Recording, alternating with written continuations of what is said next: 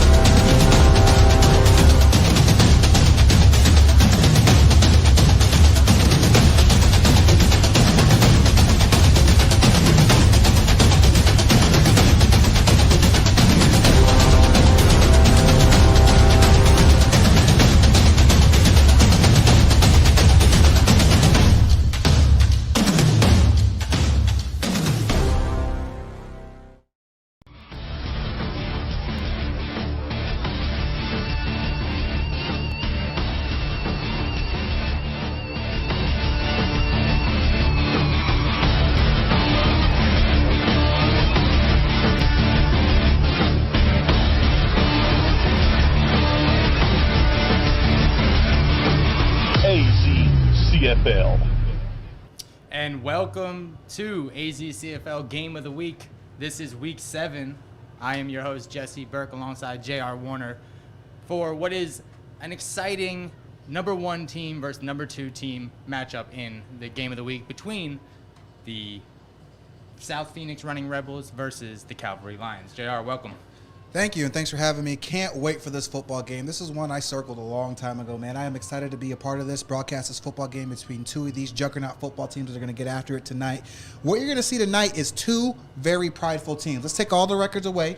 Okay, you're going to see two football teams here that are prideful in what they do, that get after it defensively, and have good enough offense to be able to put points up on the board. I am extremely excited to watch what's going to happen tonight. 6-0 Running Rebels coming in tonight versus a 5-1 Cavalry Lions. Definitely a coaching matchup tonight. I definitely live for the dramatics.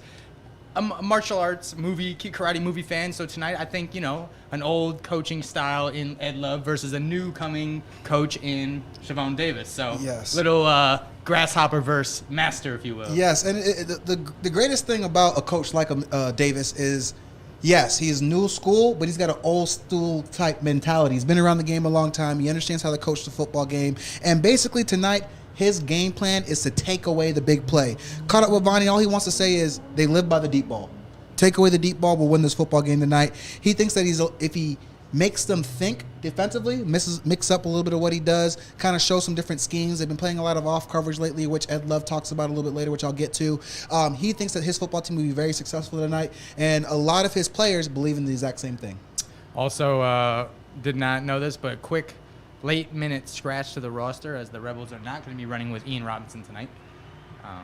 He has been sat. I don't know fully if it's in relations to that ailing shoulder injury he had last week, as well as the wrist he's been ailing all season. Right. So tonight the Rebels are, they have an inventory stout of heavy hitters. So even though he will be missed, they definitely have bodies in the back. Right. And today, the Lions want everyone to keep an eye on Art. Art's the big quarterback. He's got a big arm. He's been very patient. A lot of criticism on Art as far as him being able to get rid of the football on time and early. He believes that they've had a good practice this last couple of weeks and that he's ready to come out, have his impact on the game, get rid of the football early and on time, and his offense should be able to have a very successful day-to-day against this Running Rebels defense. Yeah, and as we know, the Cavalry Lions have one loss on the season, but that game came down to, I think, a double overtime finish. It was a great game. And with that, they're hungry coming back after that winning in defiance against the Headhunters. Winning in defiance. And then this week, as you know, under the lights, trying to reclaim the number 1 spot. Yeah. So. And Ed Love did want to make it a point is that the Lions the last 3 years have been on a great roll. They won their championship last year, cut short due to COVID though. But the year before that, won a championship. This year, having a very great year. Ed Love wants to make it clear to the world that in their run, they have never played the Rebels. This is the first time in 4 years that the Lions are going to get to set foot on the field with the running Rebels, and he believes that they don't know what they're in store for. He keeps it very simple. He says that one thing that doesn't lie. He says men lie, women lie, film does not lie. They play a lot of off coverage. Expect Renz to take exactly what's given to him tonight. A lot of people expect Renz to come out here and take the big plays. They've been practicing for the last week and a half on dink and dunk. Take what they give, and they'll be very successful according to Ed Love tonight. And then, speaking on not seeing things before, the Cavalry Lions coming out in a blue uniforms. Blue on blue, I think donning the Arizona flag. I personally have never seen them before. I think they have played them in an all-star game or when they played the California college team. Right. But tonight we got some, according, like I say, we have the drippiest uniforms here in the AzCFL. The Rebels donning, some homage to their old school yellows, rocking the red and black. And then tonight, again, across the field here, we got the blues, the red and the yellows, the gold / yellow, if you will, Arizona gold. See, and if you notice if you know anything about Ed Love, anything about Coach Davis, everything they do is for a reason. Coach Davis made it a point to be rocking Arizona uniforms tonight, meaning he plans on taking over the number 1 spot in Arizona. Coach Love wore their black with the yellow trim because they want to play old school Rebel hard-nosed football tonight. They don't do anything unless there's a mental trick, a mental game to it, and that's what I love about this game. Expect a great chess match between 2 good coaches and 2 good football teams. Sure, I think, who was it, John Madden that said football is 80% mental and the other half is physical or something like that? 80% mental, 20% physical. Oh, yeah, definitely. We all know that. These guys, they're going to come to this game with lots of emotion tonight. Both of these football teams believe they are the best in the state. Both of these defenses believe they are the best in the state. Both of these offenses believe they are the best in the state. One thing that is determined, in a few hours, we're going to know who the best football team in the state up to date is. And with that being said, the captains are meeting at midfield for the coin toss. As, the ceremonial sportsmanship handshake before. Gotta love it. We live for the dramatics, but we also live for the sportsmanship. Definitely. And we will find out who will be kicking and receiving the first half of this game of the week. Arizona Cactus Football League. As always, we had a full slate of football. We'll get to the final scores just after this coin toss.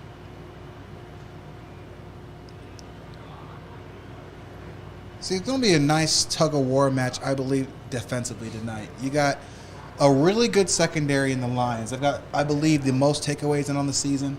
They got Jake Reed back there playing free safety who can flat-out fly. He's a sideline-to-sideline safety. He's very athletic. He's long. He's rangy. He always seems to be in the right place at the right time.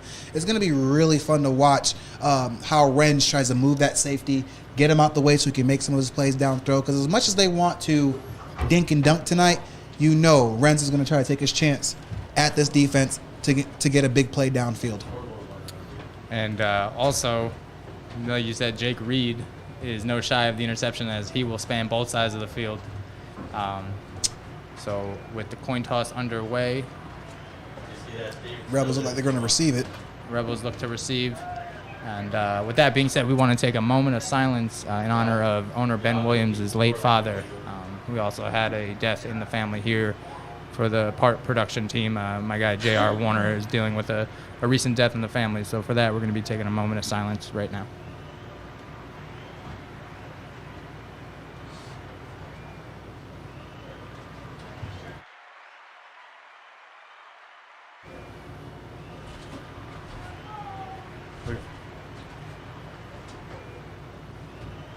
And with that, welcome back as we're excited and anticipated and hyped up for tonight's matchup. JR, we definitely saw the social media posts. We lived through the jabbers, the jib, the jab throughout the week, and tonight it unfolds. Yes, it does. I tell you what, as a former player myself, you live for 2 things. You live for the talk, and you live to back it up. flat out. Both of these guys have been doing some some jaw jacking at each other a little bit. It's been going on all season long. So don't let the last week fool you. There's always been, that mirror image, so to speak, hiding behind the Rebels. Can they get it done versus Lions team? And there's always been that we're chasing them down kind of feeling from the Lions to the Rebels all year long. So I'm excited, like I said, to start this broadcast, man. I'm excited to watch these two teams get after it. They are both two very well-coached football teams. And it's going to show tonight their ability to make plays individually as well as a coaching chess match, which makes this everything you want in a football game. They're two well-coached, and they're big teams, too. So it's going to be a mental matchup and a physical as the kickoff is underway and will be returned around the 25-yard line. Cuts up the field and is now pushed backwards where he'll get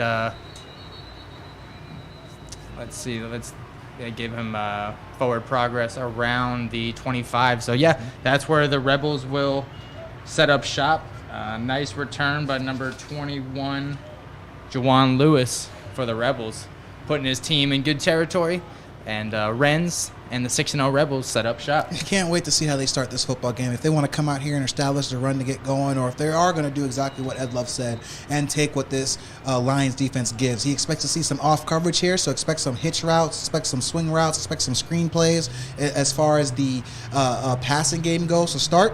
But I'm curious, does he believe that he can run the football against his front seven? He did give the nose guard some credit. He believes that they have a very good nose tackle, so we'll see what they can do. And definitely excited to see this quarterback versus secondary matchup. These are the matchups we live for. So first down now for the Rebels, and I'm excited to get this going. You got a trips right, pro left look here. They look like they're missing a player. Okay, there you go. That makes sense. Now we go. Now we got a pro right look here, twins to the right. Hand up off the middle. And it's number 3, Hollywood, in there. Go ahead and picking up about, looks like 4 yards on the play. He's one of Ed Love's keys to the night. He says that Hollywood's getting his first start, as we mentioned, that Mr. Robinson's out tonight, and it's Hollywood's turn. So great start for him tonight, and able to pick up about 4 yards on the play. And he himself believes that he's going to have a good night tonight as well. He just wants to be patient in the run game after speaking with him today and take whatever this Lions team is going to give him. I mean, Saturday's a great night to go to the movies, so why not have Hollywood take its first start? Yes, sir. Why not have Hollywood come out here and see if he can create a movie out here?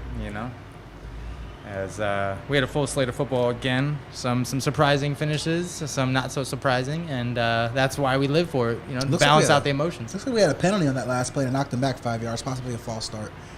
So 1st and 15 now. Yep. As another handoff up the middle for take 2, if you will. Hollywood up the middle. Yeah, he takes that one for, looks like about, I'd say 10 yards, but it's going to be about 2nd and 5 here for Hollywood. That was a great run by him. Yeah, so making up for lost time, if you will. Oh, yeah, definitely. And he believes he's going to come out here and be very effective tonight, man. Anytime a guy's number gets called to start, there's a lot of pressure on him to make it happen. We saw in KD last week with the Spartans to come out and establish himself and have a good game, and KD did, as far as my eyes concerned. I can see last week he did a great job. And then that's expected from Hollywood today, to come out here, have a good job, spell Robinson well, and come out here and play well. As another handoff up the middle, and there's a gap, and he may have enough for a first down. It looks like it's going to be another. Like he picked up about 7 yards on that play. Great running here by Hollywood early by the Rebels here, establishing the run, getting after this Lions team, basically making it known that they're going to be more physical than they are tonight. Great job by Ed Love so far in this football game. And also, a little bit of a call of bluff. They say they live and die by the air, which is a unique dynamic, because they also go at Ren saying he can't make the big play. Yeah. So now, putting their money where their mouth is, right on the ground. Yeah, I look for them to get right back to this run game, or either that or look for hitches. They are laying off of the number 2 receivers here. Got a jet sweep to the outside. And cuts it back inside. That's Ty right there, number 0, Ty Ross. Picked up 6 on the play. It'll be 2nd and 4. Agent Zero himself. Actually, sorry about that. They picked up 4 on the play. It'll be 2nd and 6 here for the Rebels. So Rebels so far this game doing a great job in getting the run established, coming out right off the bat, going right at the Lions' throat, saying you guys can't stop us. And so far, they haven't. The Rebels definitely, want to reclaim not only the undisputed number 1 spot tonight, but the chance of rocking yellow is their they can claim the color yellow, if you will. Oh, yeah, the best mustard team, so to speak. As defender bounces off the running back and gets around 2 yards, if not a yard to gain. Yeah, it looks about a yard and a half, maybe 2 yards there by Hollywood. It'll be 3rd and 4 here for the Rebels. Big third down here for the Rebels, bigger third down here for the Lions. They've kind of let up a few more yards than they were expecting. Time to knuckle down and get a stop here for the Lions. 3rd and short situation. Although they do like to run a little bit of off coverage, I'll expect a little bit tighter coverage here to try to take away any place to the sticks. And this Lions defense at the defensive helm, Andrew Jones, 2018 Defensive Player of the Year, I believe. Or 2019, I'm sorry. Jones, great player, great athlete, sideline to sideline player. Second to none when it comes to hustle. Shout out to Andrew. Handoff now up the middle again to 25. That is John Hendricks. Good little run there by John Hendricks. Looked like they were trying to run a little off tackle, like power type play.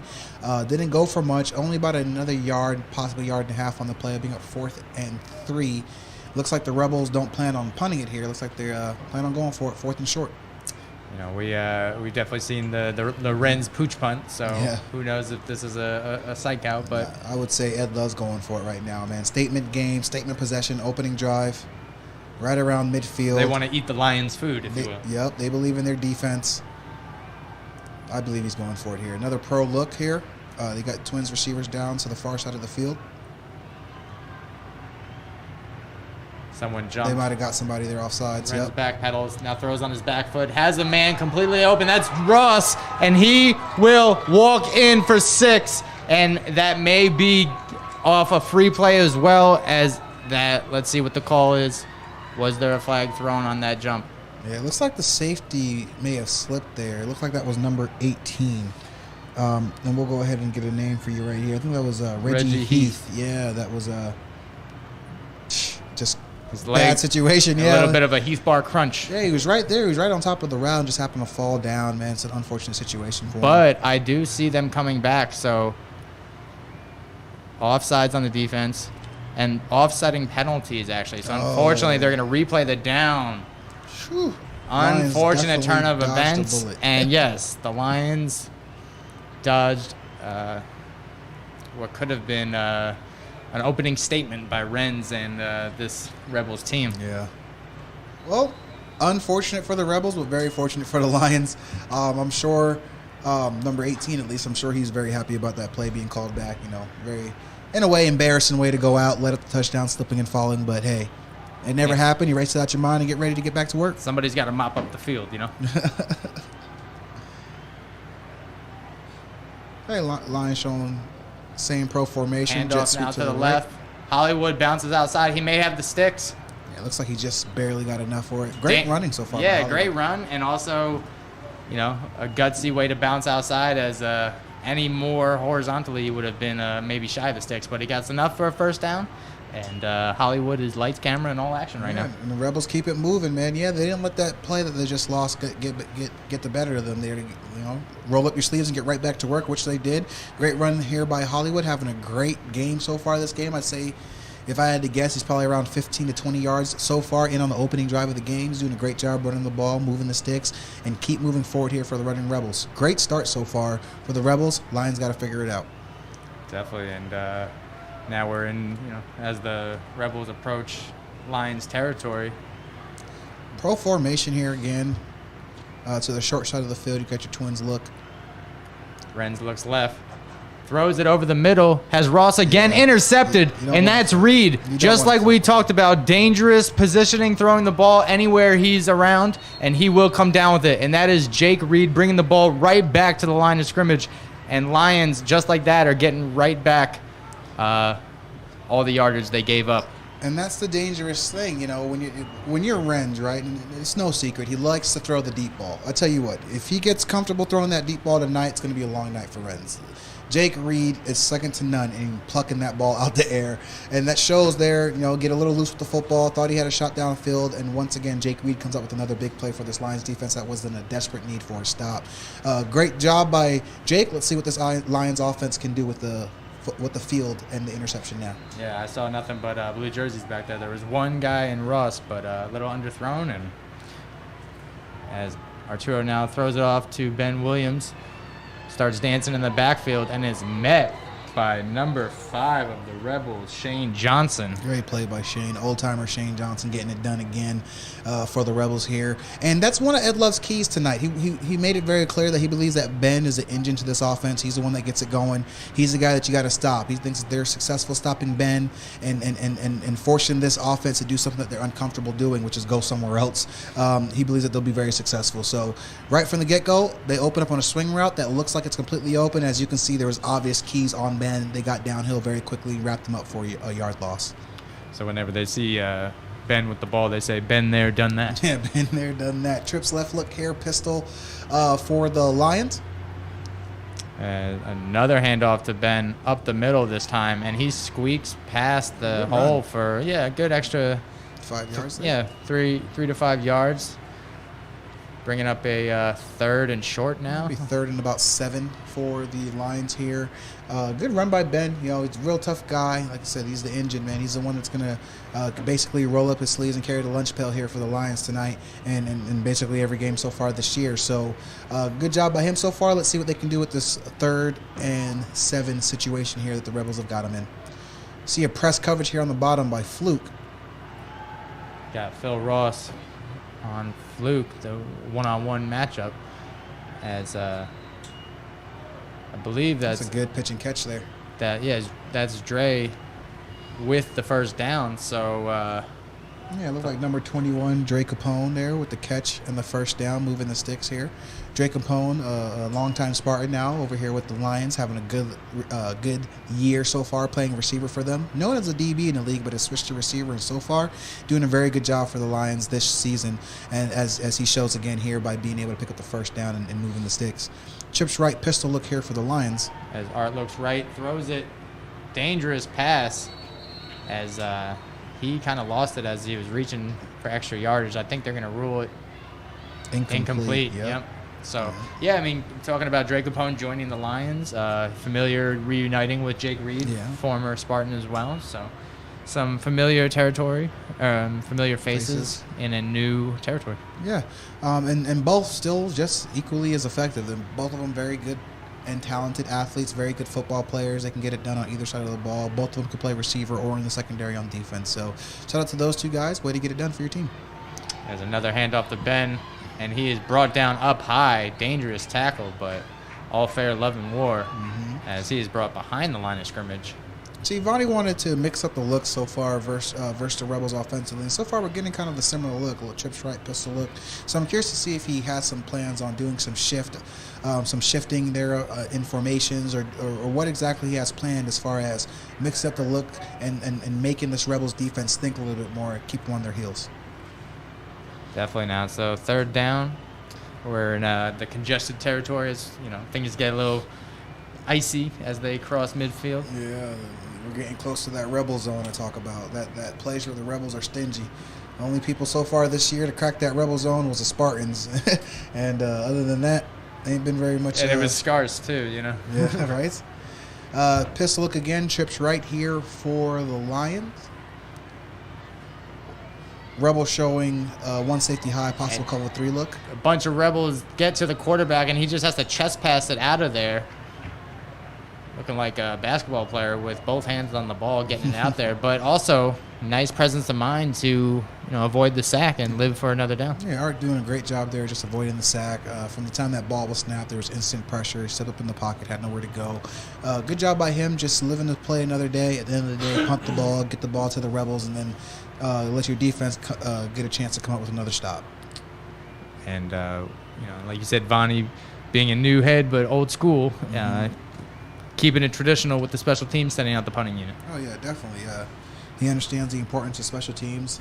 Football coaches preach all 3 phases. The Lions have been good in all 3 phases all year. Actually, for the last few years, Lions have been good in all 3 phases. So why not trust your special teams to come out and pin this Rebels team as far back as you possibly can and look for your defense to come out here and get a stop.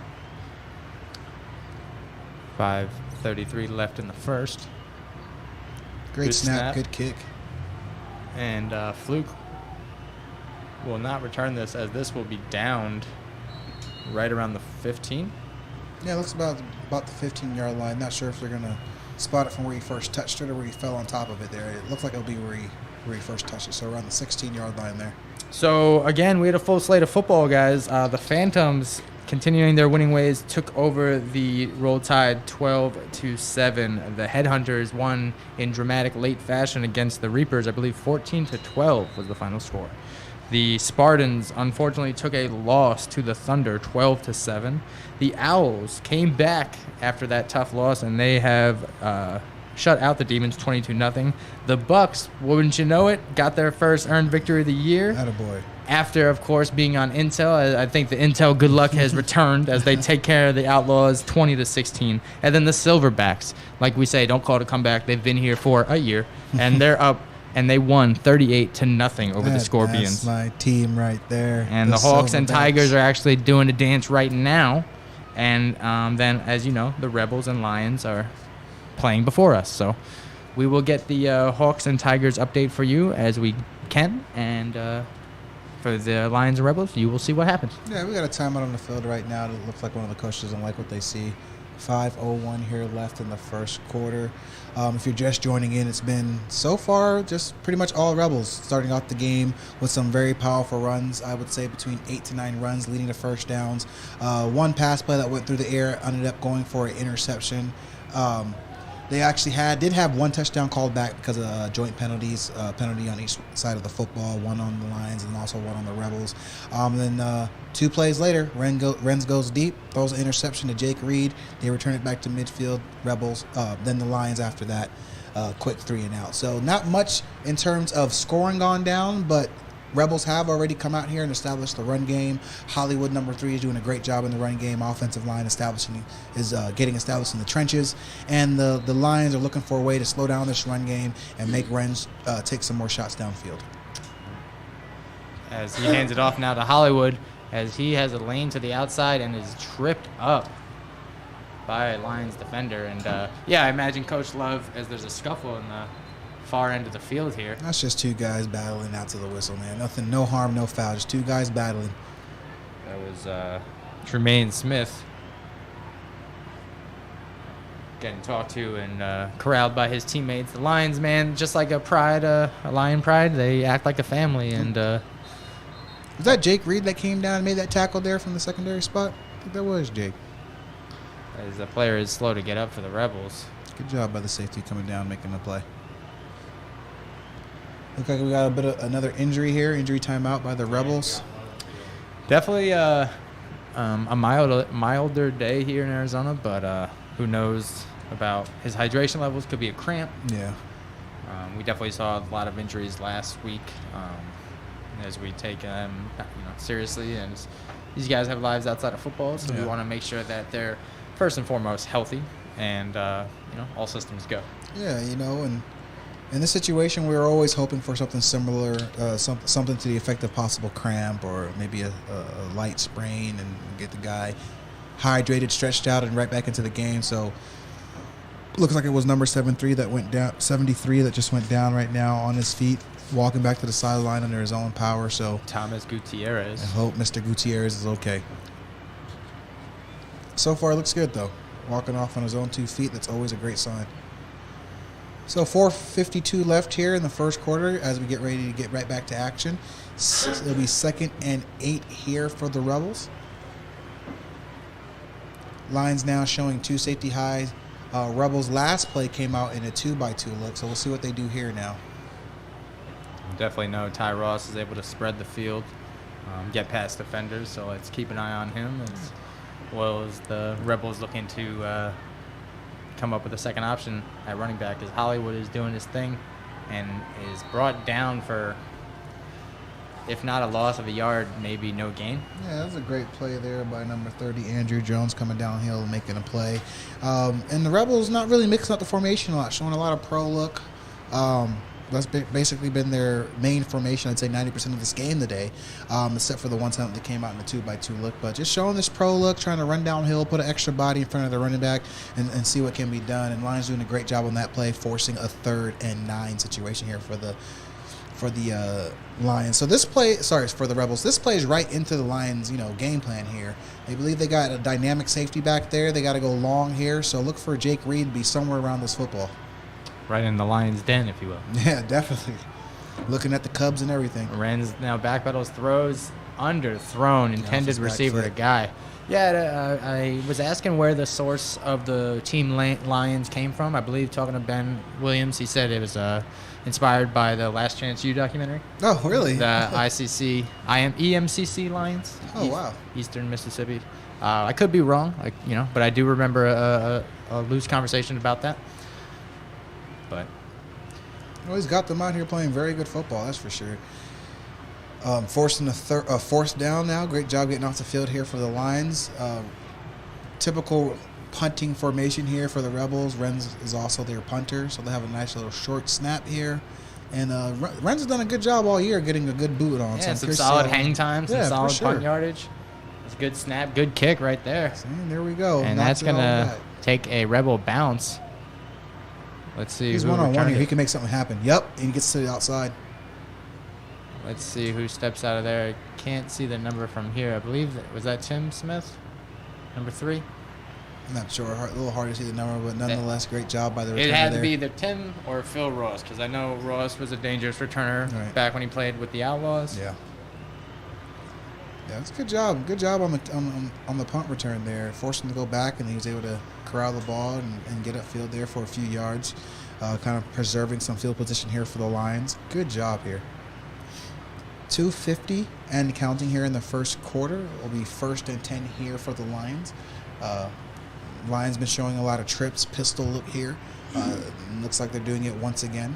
One safety high, predicting a cover 3 look here by the Rebels. So Arturo looking right now, throws it, nearly intercepted. That would have been 6 points by cornerback Tyler Molesky. Is definitely going to be upset when he watches film. Yeah, Tyler's going to want that one back next week. But you don't get a chance to get too many of those, so Tyler definitely is going to want that one back. Definitely not helping the case of DBs or just receivers that can't catch either. Tell you what, if he catches that, he's got one guy to beat. You know what I mean? And with the momentum going the way, it's 6. Yeah, he might have been able to get in the end zone there. Yeah.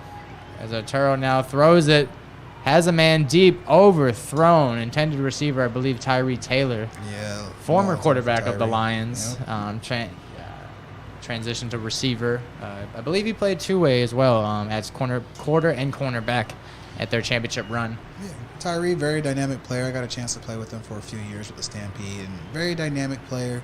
He can get it done no matter where you put him at on the football field. Quarterback, put him at running back, he can get it done. Wide receiver, cornerback, free safety. Very dynamic athlete. It's been a pleasure to watch him grow in the adult football world. He was a very good player in high school as well. You got a trips right pistol look here for the Lions.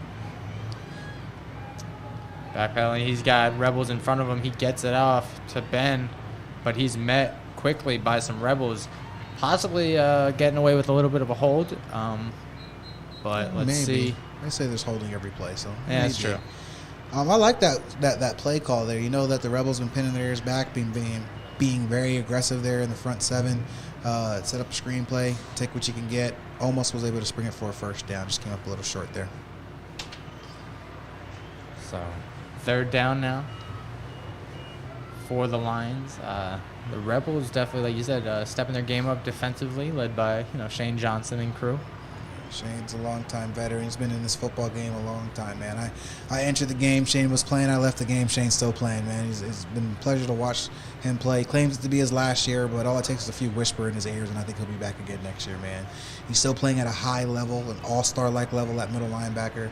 Kudos to Shane and what the Rebels defense has been able to do so far this year. So some more communication going on between the refs and security is even on the field. So let's find out what is going on. But yeah, I'm really not sure. It looks like they might have something here against the Rebels as the Lions start to walk forward here. So maybe an unsportsmanlike. I guess we'll see right here what the play call is from one of the refs. They're pushing, yeah, like what the call was. They're pushing the Rebels back.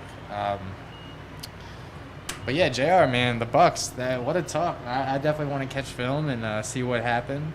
Yeah, I'm curious to see how that all went down. Outlaws aren't pushovers. They're involved in every game, no matter who they play. They're always right in the thick of things. I believe they'll be a middle of the road team right in the playoffs that nobody really wants to play. Bucks, we've talked about how much talent they have. Maybe they were just able to put it together and get it done. And, talking to Matt, he said he had a chance to watch the game. He said they were having fun out there. The Bucks were kind of just letting loose and just not overthinking things. Yeah, and they got nothing to lose now. So. Right. And that's when, shouts to Marzell Green. I had him on last episode of Intel. We were talking about when you go to war, you find out about your soldiers, who buy in at the time when there's nothing really to play for after the season. So shouts to them for getting it done morally and on the scoreboard. Man, you got a couple guys over there with the Bucks, man. A good large majority of veterans, guys who've been around a long time. So playoffs or no playoffs, a lot of those guys are playing for the love of the game. And a game like today shows it. They can still play. And two, they love the game of football and we're able to get it done. As handoff now to Ben, he bounces it outside and is wrapped up. Good run by Fluke right at the 40-yard line. So second and short now coming up as we enter little over a minute left in the first quarter.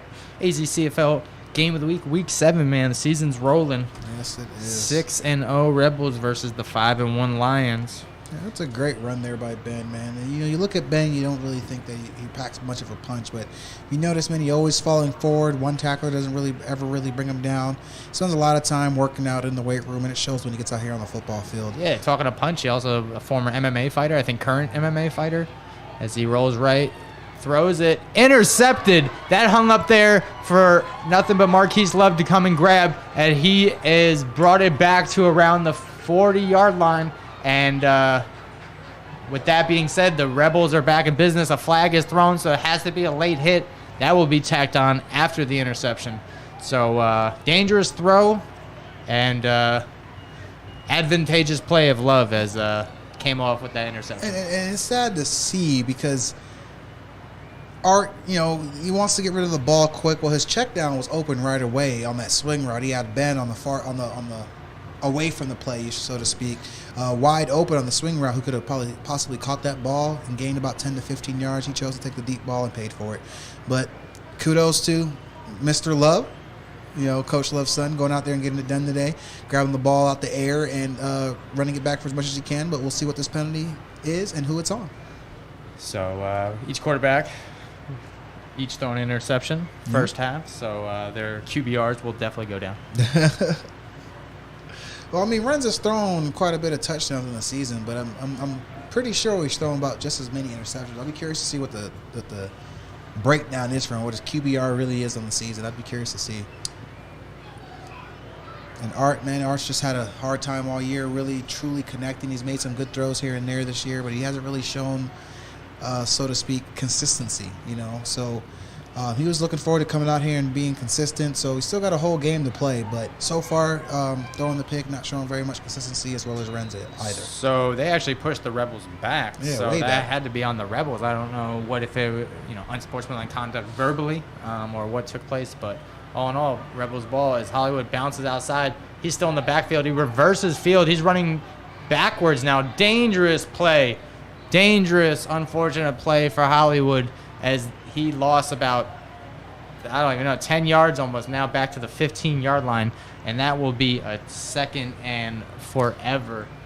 It was one of those things where if he makes a great play out of that, you give the guy kudos. You're like, oh, great play, way to make it be an athlete. But when you lose yards in those plays, those are plays where the coach starts looking to the sideline for another guy who plays your position. So, unfortunate event there for Hollywood, but this offensive line's got to start reestablishing themselves again. The last few run plays haven't looked as powerful as the first few run plays, so great adjustment by the defensive line for the Lions, but it's time for the Rebels to get back to it, get back in them trenches and get busy. They're not really creating much lanes for Hollywood as of late.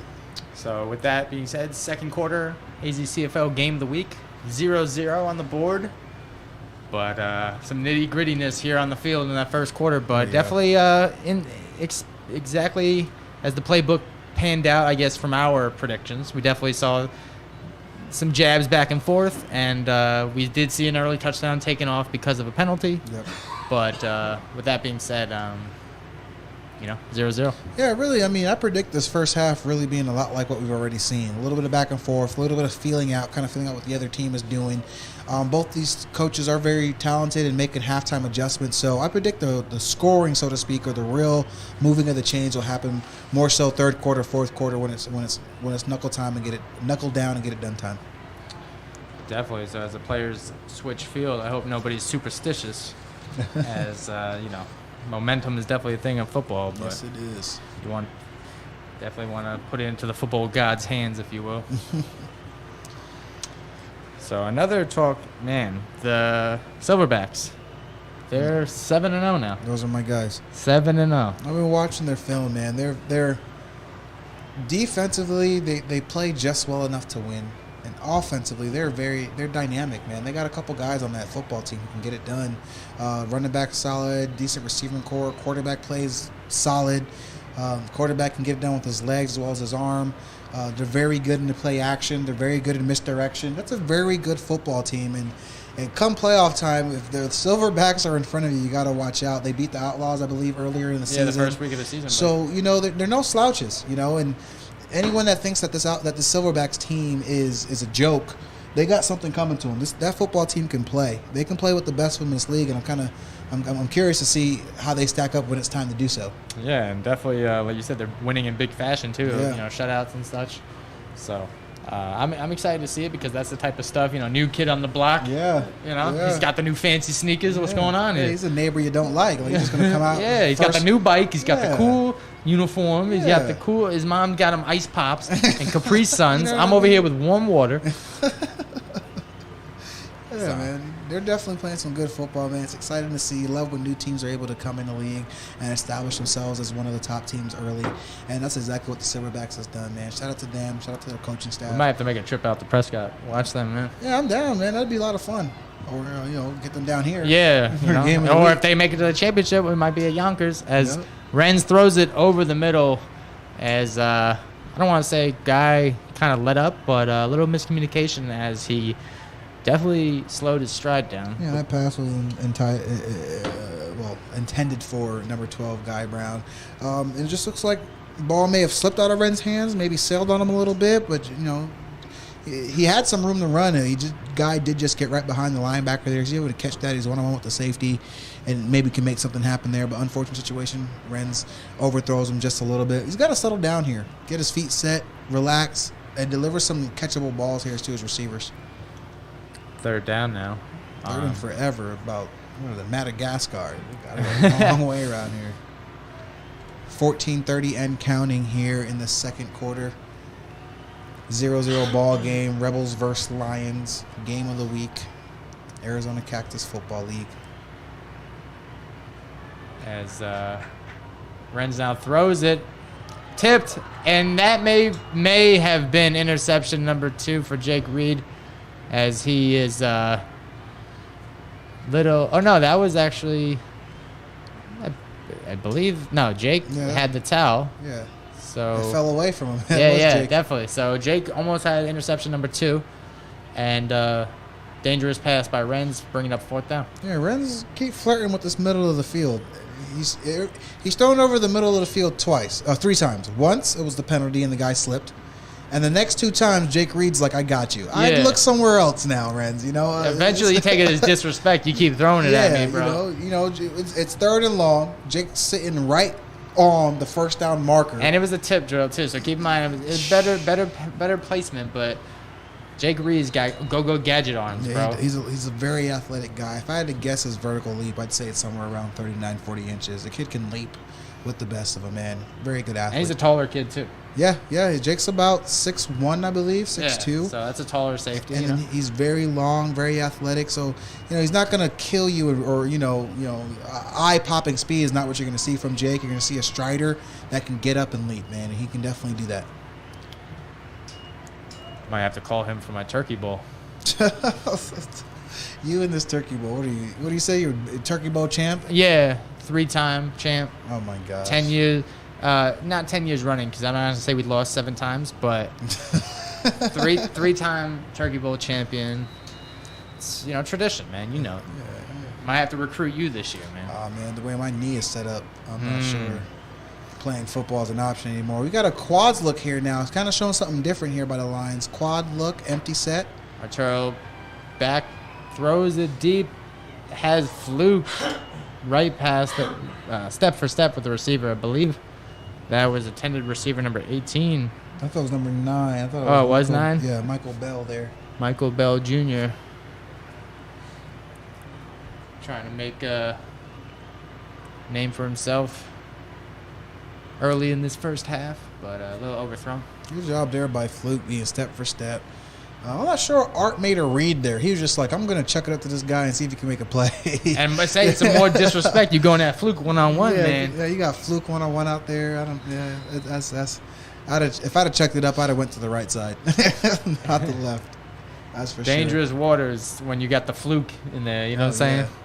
So it's interesting to see how the Rebels adjust to this quads look. They're still keeping the kind of like a cover 3 look here against this quads look.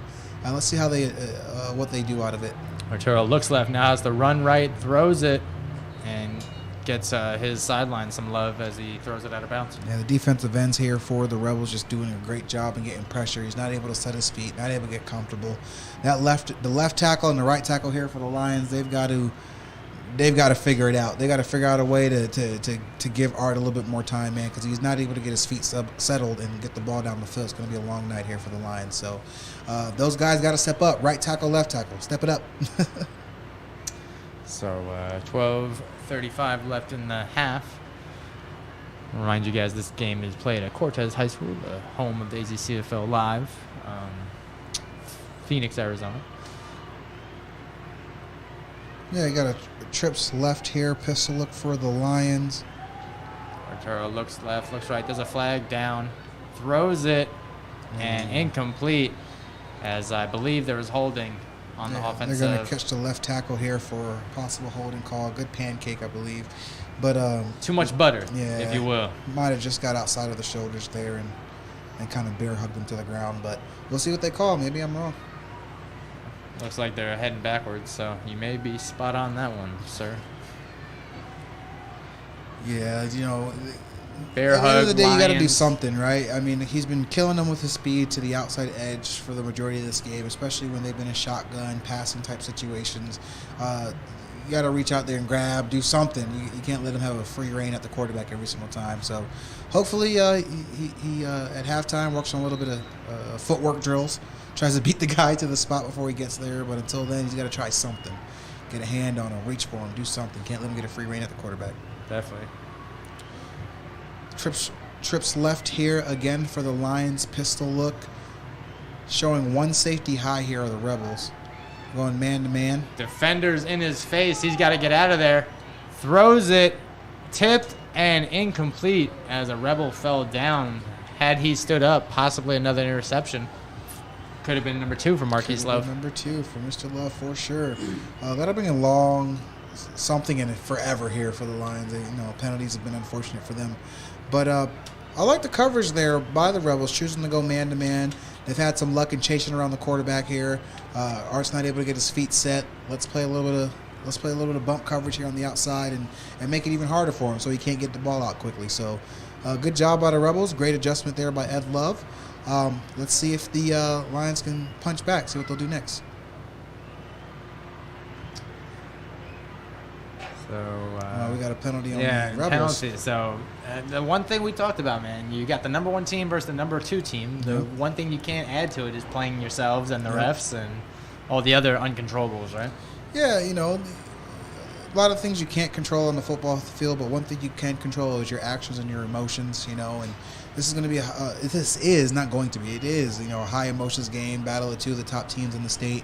But one thing you got to do is keep your emotions in check. Try not to do anything to get outside yourself, put yourself in front of the team. Definitely with, so much. We got another man-to-man look here for the Rebels across the board here. Handoff to Ben. Good He job, cuts Ben. it outside.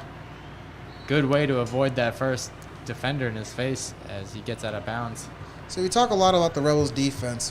One thing that you can't help but to see is their foot speed. That play there just had so much room to go for Ben when he first hit the hole, but the ability for the Rebels to cover space, to get off their blocks, to get downhill quickly, turn that play that could have gone for a first down into a 3-yard gain. So it's hard to run this football against these guys. It's hard to have big plays down these guys on these guys. So we're gonna have to see with what Art can do, being able to pass the ball. And this offensive line's got to be able to hold up in pass protection. So throws it now. Incomplete. Yeah, being up 3rd and long here for the Lions. So Rebels got them kind of exactly where they want them. Always forcing long 3rd down situations, 4th down situations. He's getting frazzled. Yeah. He's getting, he's moving around in the backfield. Yeah.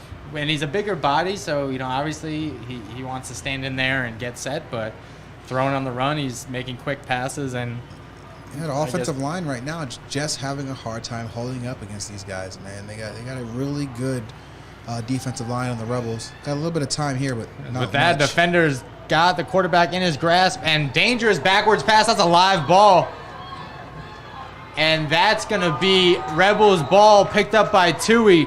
So, again, man, Arturo is making some bad decisions, and he just made a very costly one. Dangerous pass, as that is anything behind the line of scrimmage backwards is a live ball. And smart defensive play. One thing that gets overlooked is we say South Phoenix running Rebels. That also implies the defense. They run to the ball on the other side as well. So, not a smart play by Arturo, and, it looks like a frantic pass as he gunned it to his running back right there. It's just crazy to watch as we sat here and watch it. As we all know, the Rebels are a very opportunistic defense. So the Lions kind of ducked the bullet there with him not being able to scoop and score. But right. I mean, for lack of a better way to put it, bonehead play there by Art. Throwing the ball backwards there, especially his hard bullet pass to the wide receiver. He didn't really to the running back. He didn't really give him a chance. Yeah, as Hollywood now cuts his back up in the hole after the first defender misses. It reminds me of like in baseball, a player stealing second base and the pitcher, throws a 90 mile an hour. It's like, bro, chill, same team. Right. So a little too much mustard on that one by Arturo. Yeah, good run there by Hollywood, though. Looked like he was stopped at the line of scrimmage, able to get his feet forward still, keep moving forward there and pick up 4 yards. So 2nd and 6 here now for the Rebels. As handoff whistle is down, they're going to call something before the play. So type of thing we talk about, man. These two teams are too good to gift them in any way. Right. So you have to play not only your best but your smartest as well. No, yeah, definitely, man. It's a game where, once again, emotions got to be in check. It's a game where coaching has to be on point, individual play has to be on point this game. So far, defensively, both sides getting it done. Offensively, both sides very sluggish. So hope this here picks up here pretty soon, though. I'm sure after halftime or here shortly, things should start picking up once they make some adjustments offensively. So 10 minutes ago in this half, 2nd down now. As the black on blue matchup, if you will, in store for cruising for a bruising, if you will. Yeah, I mean, I like the little mustard helmets that the Lions are rocking. So, do the Rebels get this? Excuse me if it's a stupid question. Do they get the helmet spray painted the week of, or do these guys have 4 or 5 different helmets? They got a few different helmets. Okay, man, that thing gets expensive. Yeah, they got a few different helmets. As a hand up the middle now. I've seen the alternative when they just repaint the helmets and then they chip helmet to helmet and it looks like a jawbreaker. They got 5 colors. And I talk a lot about the Rebels defense, but this Lions defense is also very quick, very scrappy bunch, man. You can see some of their speed, especially on that last play, being able to close that hole that Hollywood thought he had there for a quick second here, forcing a 3rd and about 5 situation here for the Lions. So as good as the Rebels defense is, trust me, this Lions defense is, right there by them, right there with them. They're a very skilled bunch, very good secondary. Not the most powerful D-line, but they do a great job staying in their gaps, getting off of blocks and making plays. With another flag being thrown, the excitement is definitely getting the best of the players as well. Yeah, so probably be a longer situation here, or they got the Lions for that. Okay, so Lions jumped off sides, bring up a 1st down here for the Rebels here. That's an unfortunate play there by the Lions. Got 3rd and 5 coming up. A chance to possibly get off the field defensively. Now you've given them a whole new set of downs, and you got to try to do it all over again. So unfortunate play there by the Lions, but I'm sure Vonnie, like most coaches, preaches discipline. Just unfortunate situation there for the young defensive end. Yeah, because definitely want to make the Rebels earn the yardage in this territory, not gift it. You got a one-on-one situation here. Jake to the bottom of the screen. Jake looks like he's playing over the top. Got his eyes there on the wide receiver. Let's see if Friends takes a shot here.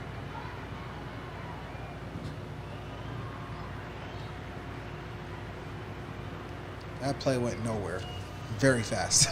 So 2nd and short here. Again, Lions team very quick to get off their blocks, very quick to get downhill. Not the biggest D-line, but they're definitely very strong, very stout, do a good job of gap assignments, and the linebackers are very quick, very powerful when they meet the ball carrier. So great job there on that first down run. It'll bring up 2nd and 10 here for the Rebels. Yeah, I haven't actually seen some I want to see some quick slants or something by Renz. But yeah, Hollywood definitely getting his role secured early in this. You're the offensive coordinator. You're playing the number 2 team in the state right now. You mean Renz has already thrown a pick. True. I'm sure the play calling is geared towards not allowing Ren to throw another pick right now. It's specialized for sure. As great catch. Is number right 12. in my That's view, Guy Brown. Guy Brown letting his presence known, as he's still shy of the sticks though. So going to bring up a 3rd and short. Yeah, look, it'll be a 3rd and short situation there. A good pitch and catch. Right, Great. Nope, signaling first down. Oh, so, they had enough. Definitely depth perception failed us there. Yeah, definitely. Might have to go get my eyes checked out, but that's I'm a good job. you, man. Good job there by Guy. Great job of the offensive line, though, giving Renz enough time to set his feet, set up in the pocket, and deliver a good ball on the out route there to Guy. So good job by the O-line. Good pitch and catch by Renz. So they could still get a first down without having to score, as Hollywood is met by the Lions in the backfield. Lions doing a good job of taking away that cutback lane, man. He keeps trying to find it. He found it a couple times early in the game, and ever since then it just hasn't been there. So good job by the Lions making their adjustment. Now it's time for the running back to make an adjustment, man. Maybe take the play side where it's supposed to go. Andrew Jones talking over the sideline after that hit. Oh, yeah. Andrew is one that, he's a humble guy off the field, but on the football field, he's quick to let you know what he's done all game long, in his words. So good play there by Andrew, way to get it done. The 2nd and 11 here for the Rebels. There still is enough room here for them to get a first down. So if they get the first down, they'll be about 5 or 6 yards out from the touchdown. As Renz throws it complete to Ross, as he's met for no gain, if not a loss of a 1. Ross for a loss, if you will. I believe, my eyes don't fail me, that was number 2, Jose Leon, that just came up with a great play at playing outside linebacker, one-on-one with the slot receiver on a bubble screen. Good one-on-one play, good one-on-one tackle. Great job by him. That'll bring up here 3rd and long here for the Lions with 5:35 and counting here in the second quarter. So, as we approach halftime, man, put on your coaching cap. What are the conversations going to be had by both sides? As far as the Lions go, I'm going to sit my quarterback down, just having a talk with him. Get him to settle down, get him to make some throws, talk a little bit with my offensive line about, taking on the challenge tonight. Ren's looking over the middle, complete. His knee was down where he caught it, but right at the sticks, shy of the sticks. That was, I believe, 12 again, Guy Brown. Yeah, Guy Brown. It's a good pitch and catch there. But, yeah, for the Lions offensively, I want to talk to my quarterback, Art, set him down, tell him to settle down. Talk to my offensive line, tell them they got to take the challenge on tonight. Defense, continue to fight, continue to get after it, continue to be scrappy. They're coming at us. Keep the fight going. They're playing well defensively. Bend, don't break kind of mentality. As far as the Rebels in general, defensively, they've been, second to none, and they're still playing great tonight. So not really much for the defense. Offensively, though, having a talk with Renz. Remember, take what they give us. Don't force anything downfield. Stay away from the middle of the field. Stop messing with Jake. All right, he's already proven he can be there twice. All right, let's leave Jake alone, and let's find somebody else on the football field that we can pick on. So, those are my two conversations, and I'm sure those are similar conversations that Vonnie and Edge are going to have with their guys, and they'll come out in the second half and get it done. The beauty of 4 quarters, you see, it's kind of like an audition and then a show, right? You see what goes on in the first half, and then you have halftime to talk about the bloopers and then getting it right. Yeah, the feel-out process is the first, second quarter a lot of times, man. But at halftime, that's when the coaches can make adjustments. That's when we can write up on the board what we want to do. We expected one thing coming into the game. A good football coach is going to show you a different look. So you're getting a different look than you anticipated. So now, dial up a way to attack that look and dial up a way for your defense to become opportunistic and be able to make some plays. And both of these coaches are very good at doing so. Vonnie was very good at the high school level, very good at semi-pro level at making a halftime adjustment. Ed Love, since I've known him, has been very good at making halftime adjustments. So I look forward to seeing how this third quarter starts between these two guys. But first things first, we got to get out this half. 4:58 left, and the Rebels are marching or sitting right in Lions territory. So let's see now. Direct handoff to Ross. He is upended right at the goal line. So good stop, as we've definitely seen that work in game-ending fashion. Yes, we have. A little bit different information. I believe the game winner, they did it out of a 2-by-2 spread look and put him at quarterback. There was a heavier formation, a definite wildcat look, so to speak. And they're just trying to get their athlete one-on-one space with some poor soul. See if he can make a play. So another direct handoff. This time he does some dancing, and let's see if he has enough. And he is short.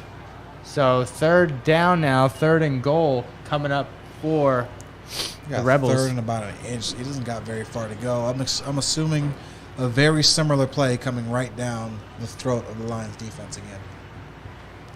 A little bit of misdirection with the jet sweep look, and then Ross keeping it and trying to make a play here. So let's see. Oh, yes, direct snap. Handoff again, and let's see if he has enough. Yeah, he's in. He's still rumbling. Oh, is he? Late signal, and he's in. Touchdown, Rebels. 6th late in this second quarter.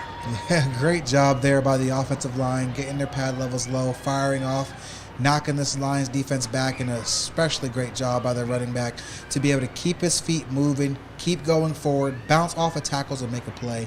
Attaboy to Ty Ross. Yeah, and selfless move by Renz, congratulating Ross. Oh, yeah, for sure. First one to meet him. Definitely a team player and definitely a gritty performance and series by the Rebels. Yeah, I mean, we can talk about stats all you want. How many interceptions are thrown, how many TDs, how many yards are ran for. One stat that is most important to all these men is the one that goes in the win column. The one, the little tick.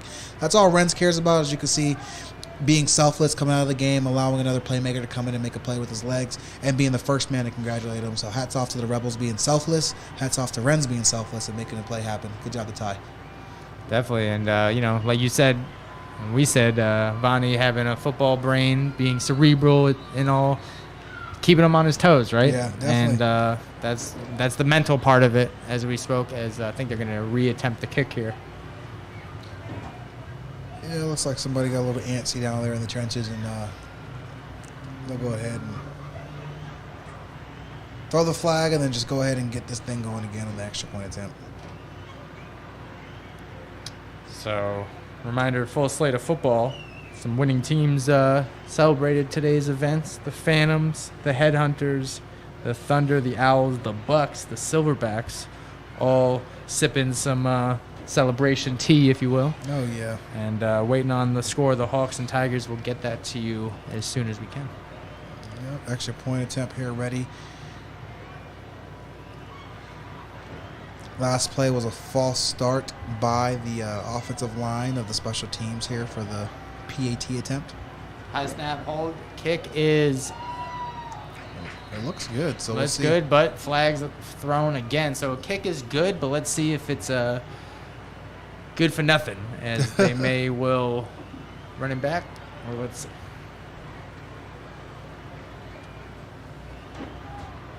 Yeah, I wonder what they do got. Looks like it was on the Lions here. So possibly had a guy lined up in the neutral zone as the ball was being snapped. So no harm, no foul. That extra point will count. We'll get ready for the kickoff here with 3:48 left here in the second quarter. I don't know the rules of being brought into a game second half, but for those visually out of my view, Ian Robinson just put his cleats on the sideline and got his jersey suited up with his shoulder pads. So definitely keeping an eye on for that to see what takes place. Again, I don't know the rules that, scratching a player at halftime or what the rules are. He's on the roster. He can play.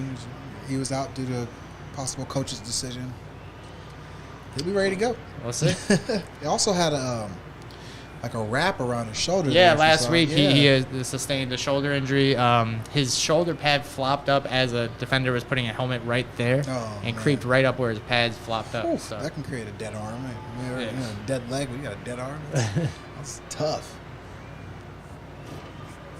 But getting ready for the kickoff here. Yeah. Lions got enough time to make something shake, though. 3:48 left here in the second quarter. They got enough time to make things shake. So that extra point counted.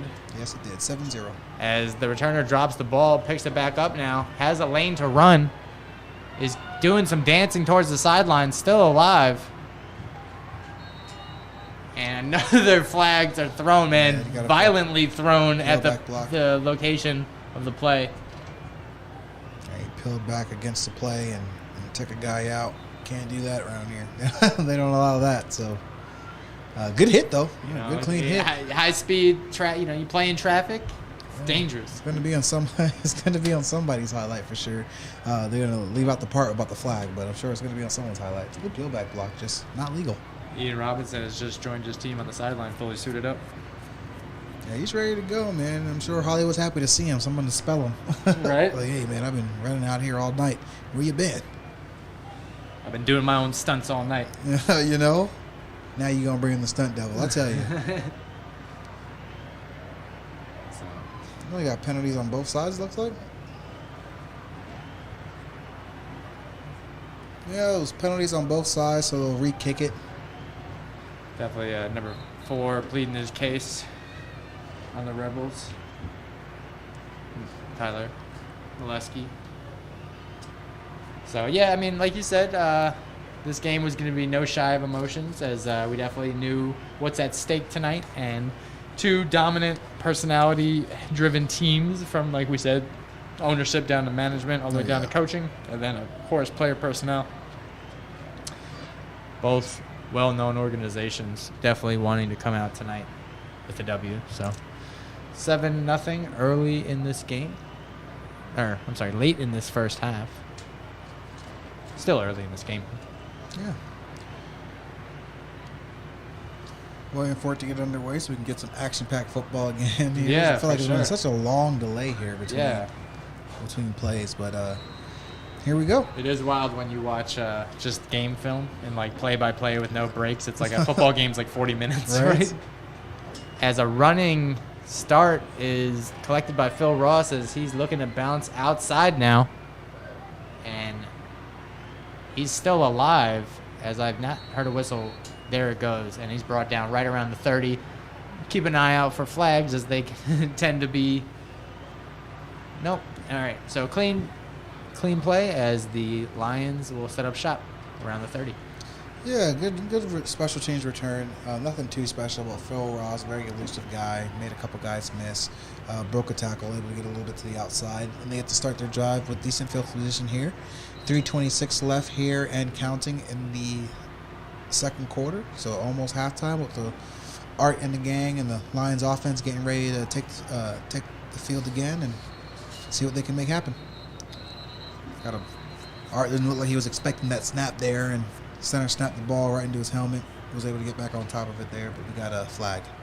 And in warm-ups, I was seeing backup quarterback Lopez getting loose. He was looking good. That is Eric Lopez, number 4.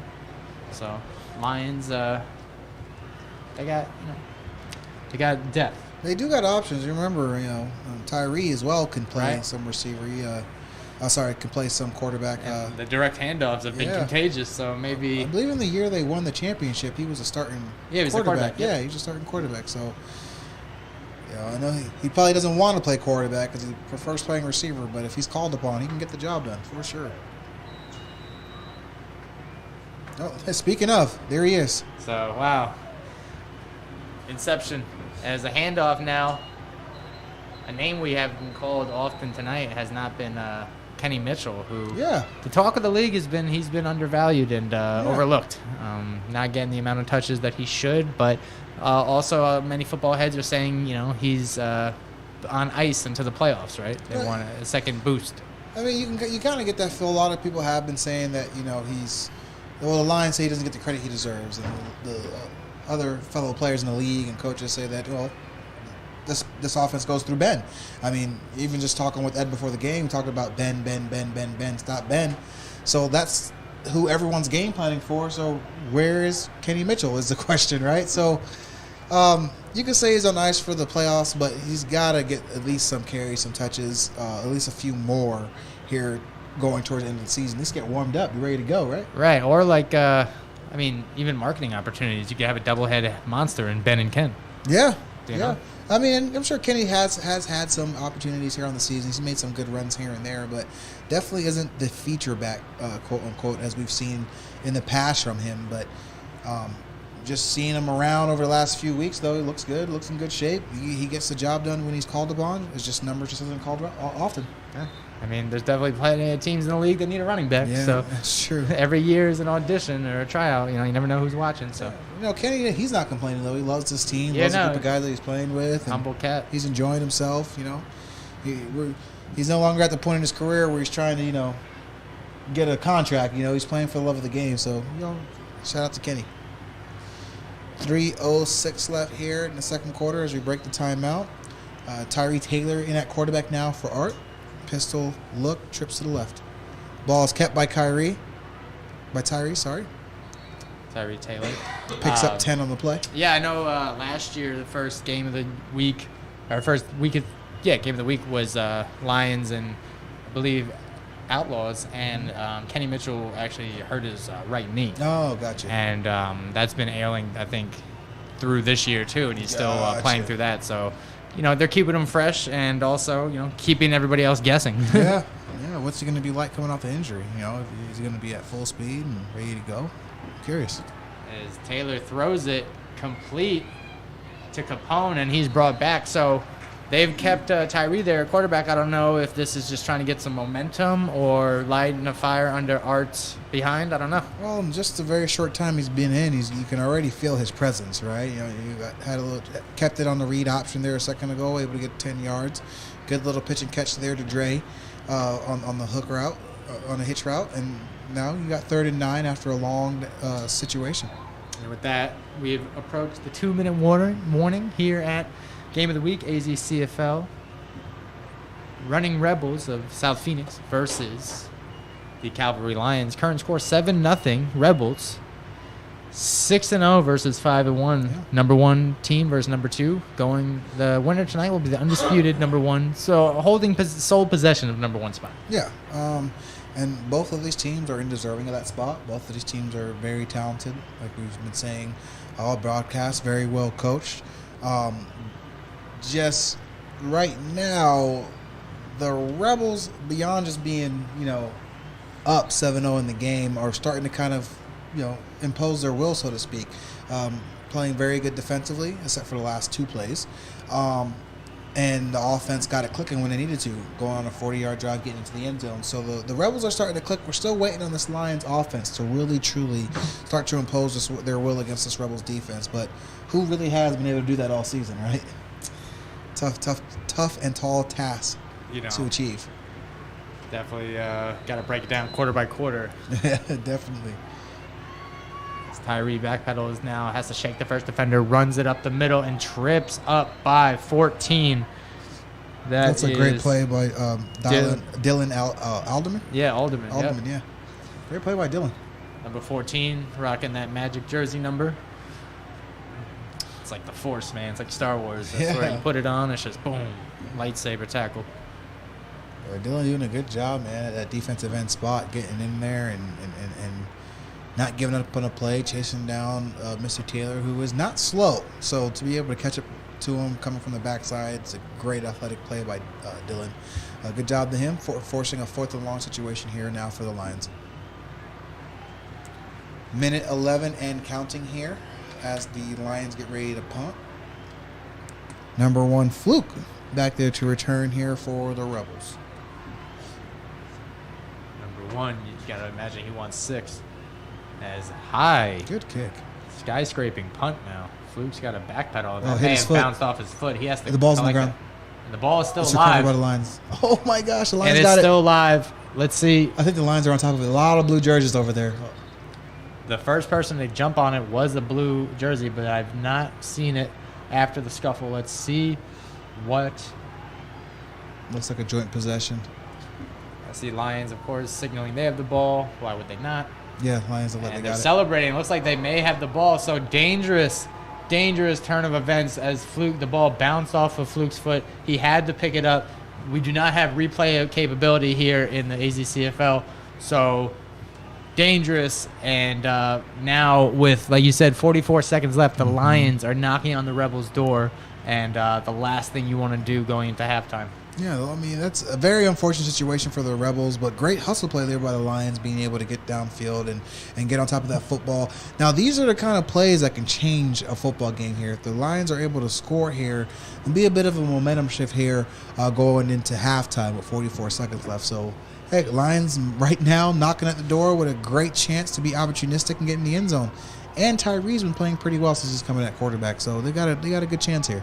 All right, Coach Love is not loving what he saw from his team there as they have given the Lions You know, Coach, man. You know, new Coach love, is mad. new life here His in the dreads is still. The dreads ain't moving. When them dreads get still, you know he hot. Look at him. Pistol look here for the Lions. Tyree again at quarterback. Hand off to Ben up the middle. and that will be sniffed out by the Rebels. So I don't know how many timeouts left. I believe the Lions, they used one, so they should, and now they just used their second. So I believe they have one left. Yeah, one more time. They should have one more timeout 35 seconds left. Second, and they don't have to get a touchdown to get another first down again. So yeah, but they are battling the clock here True, with 35 true, seconds. true. That play Touche. can take a little while to get going here. first down does 9 stop seconds the clock. off the clock, yeah. If you're Vonnie though, you gotta have two plays dialed up here. You need a quick play and then a play to get right back to it and get another play. And you just can't call one play and then wait for him to get back to the side to the huddle. You gotta have two plays dialed up. Now, whatever you want on those two plays, you could have 2 touchdown attempts dialed up. That'd be good, right? Or it's something to set up another touchdown to set up a touchdown play. But you really do need to have 2 play calls here. You got to have one to get them going right here for the second down, and you got to have another third down call, or a touchdown type play, a play action type play. I'm assuming. So curious to see. They walk away with a score here. Does Tyree start the second half? I would say so. Yeah. He's definitely come out so far and given the offense a bit of a jolt. You know, he came in a bad situation. It was already a second and long, third and long type situation that he came in on, and he's been able to play well since he's been in the game. So it's hard. Again, that's a championship athlete. You know, he's proven that he can lead the Lions to a championship at quarterback. So it's not a bad backup to have. So I wouldn't be surprised to see him to start the third quarter. He's definitely played in a high position, high pressure positions in a championship. Definitely. He's played in overtime games. You know, he's not shy of. When I first played with him and knew him, he was the young pup on the block. Now he's a seasoned veteran, coming in, getting it done, game in and game out, no matter what position he's playing. It's been fun to watch. Trips right, pistol look again here for the Lions. Somebody jumped. Look like they got one of the offensive linemen I think here. Fluke got Phil Ross's head and got him to jump. Oh, they got the receiver. Tough. I think that was. Yeah, that was number 1, Phil. Shuffling the feet before his time. Oh, no, I think that was. Or was that Washington, number 0? No, it was number 1 down to the bottom side of the field there. But nonetheless, second and about 12 here now for the Lions. 35 seconds left. Clock is stopped. Trips right, pistol look here for the Lions. Trying to create single coverage here to the bottom, which they got. Let's see if Tyree takes a shot here one-on-one against Fluke. Now runs right. Two, he's running. Throws it over the middle. Incomplete. Hands. You got to come down with the hands, get on it. And I think that was Dontrell Chance. Yeah, he had a chance to bring that ball down, man. He's got to make a play there for his quarterback. No pun intended. Tyree did a good job in keeping the play extended and giving the receiver a chance to find an open crease in the defense and delivered a pretty good ball. So third down now. And, definitely you got to walk away with something after being gifted the field position. Yeah, you got third and long here now. You got to make a play to the sticks or hope that somebody's able to make someone miss and get to the sticks. If I'm Bonnie, I'm in obviously 4-down territory here. So, try to take as much as you can on this play and then dial it something to get the first down the next play. Or maybe a field goal attempt as Tyree now running backwards. He's got to escape as Alderman's right there. Ooh. Dangerous leap as he somersault in the air. Definitely cool, but you want to survive to play another down. I'm not sure that was exactly his plan as he tried to leap over the defender, but the defender saw it coming and, threw the kid upside down. What else can you say about that? And hope he's okay. Last timeout taken by the Lions, or was there another penalty? Oh, it looks like we got I want to say a timeout here, but I don't see them huddling together. Possible field goal attempt here, it looks like. Get special teams out here. Love for the trickery, so watch out for a fake attempt, 19 seconds left, but then again, you don't want to give the Rebels any time to play with. Oh, yeah, definitely not. Yeah. Wow, so field goal attempt. Field goal attempt here. Ball is on the Rebels block. The 25-yard line? About 3 or 4 of these a game. Yeah, so this is about a 42-yard field goal? Yeah, so I'm not very optimistic about this one being made. I'm just not. I got to be honest with you. The Rebels have blocked almost every single field goal that's been attempted. I think the farthest field goal I've seen is around 30 yards. This is Benny Barraza. Yeah, I'm sure he's got the boot. Benny in the boot? I'm sure he's got the boot, but the Rebels got the DNA to get blocks. They get their hands on PAT attempts, field goal attempts, probably just as much as anybody else in the league. So offensive line got to do a good job here. PAT group got to do a good job here, stepping down, sealing, and not letting anyone through. Jake Reed holding the punt or the field goal attempt. And they got to be careful. This is a live ball. If it does get blocked, they got to be careful here.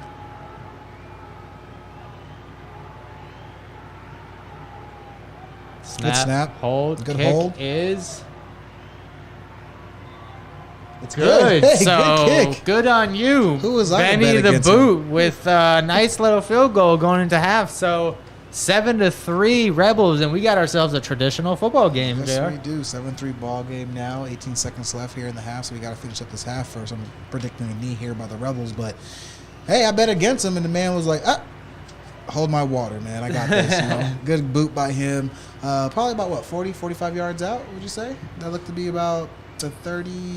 So, yeah, I'd say, well, if it was on the 25 and it's 17 yards from the snap, it would be 32? 42. 42. Yeah, so there goes impressive. my math, right? 42. Yeah, that's a good boot, man. Good job by the O-line, so to speak, the PAT group, stepping down, not allowing anybody through. Not sure that the Rebels really fired off hard and really tried to go after the block, though. It didn't look like they pinned their ears back and went after it or overloaded the side. But either way it goes, that's a great kick by the kicker there for the Lions. 7-3 ball game. So you got to imagine Fluke wants to get something back after that costly turnover. Oh, yeah, definitely. This is real dangerous. Fluke can turn kick returns into touchdowns. So let's see what he does with it. And with that, it's going to trickle into the end zone for a touchback. So let's see if we see the victory, or I guess halftime formation going to half, which would be the smart play. Yeah, that would be the smart play. I mean, you're already up. You're up 7-3.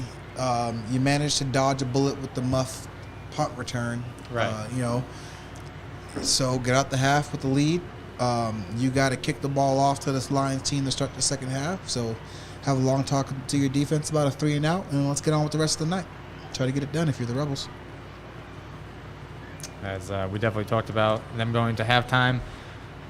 Some work, some scratches on the play calling, but all in all, like you were saying, comes down to communication and just kind of getting back to the game plan. Yeah, get back on the same page. Worst case scenario, but I believe the Rebels did a good job coming out here and establishing what they wanted to do. They came out here, they established the run early. It slowed down as expected with some defensive adjustments, and right now you're just gonna have a talk with Renz about taking what they're giving you and not trying to force anything downfield. And with that, they took a knee as expected going into halftime, where we've reached just that halftime here. AzCFL Game of the Week. Cavalry Lions 3 to the South Phoenix Running Rebels 7. Game of the week, like I said, week 7. We had a full slate of football. The Arizona Roll Tide fell to the Phantoms 12-7. The Reapers, in last-minute fashion, lost to the Headhunters. The Thunder took care of the Spartans. The Owls came back in their winning ways to defeat the Demons. The Bucks getting on the winning side of things, taking care of the Outlaws. Yeah. The Silverbacks, like we said, continuing their dominance as they're 7-0 on the season, taking care of the Scorpions in shutout fashion. The Hawks and Tigers are playing right now. Don't have a score for you, but we'll get one before this night's end. And then, as we said, the Rebels have clinging to a small 7-3 lead. So, JR, you touched on it earlier as both teams go into halftime. Kind of what do you, fly on the wall lines, locker room, what are you hearing? And then, bring us to the Rebels locker room. Well, the Rebels locker room first. You're talking with Renz. You're saying, Renz, take what they give you. Don't force the ball downfield. O-line, continue to be aggressive in the run game. Continue to dominate the trenches. Continue to get after it. You're shaking Hollywood's hands for the great start that he had. Great start, Hollywood, but we need to keep going. You're looking at Robinson. You're asking him, hey, are you ready to go? Do you feel well? He's giving you his honest answer. And then in the second half, you come out here and you remain humble to the game, continue to respect the game and your game plan. Come out here, run the football, take what the game is giving you from the quarterback standpoint, and defensively continue to do what we've done all year long, which is not allow touchdowns. From a disciplinary side of things, definitely some penalties costing the team yardage, and then eventually 3 points. Got to imagine that's going to be corrected in the second half. Yeah. Both teams disciplined, well coached, so there's going to be definitely an over analysis on the mental side of things going into this half. Yeah, you want both sides to calm down. You want both sides to execute the game plan, and most importantly, play relaxed, play poised, play like you've been here before. Just get the job done. And both of these teams are filled with veterans who are also going to help this coaching staff settle these guys down. Come out here for this football game, and then one of these guys will establish who the number one team in football is in Arizona. So with that being said, we will come back with about 5 minutes left in the half to bring you the second half of Arizona Cactus Football League Game of the Week, Rebels and Lions. We'll be back. Any other use of this telecast, or any pictures, descriptions, or accounts of the game without Cactus Media X or Arizona Cactus Football League's consent is prohibited.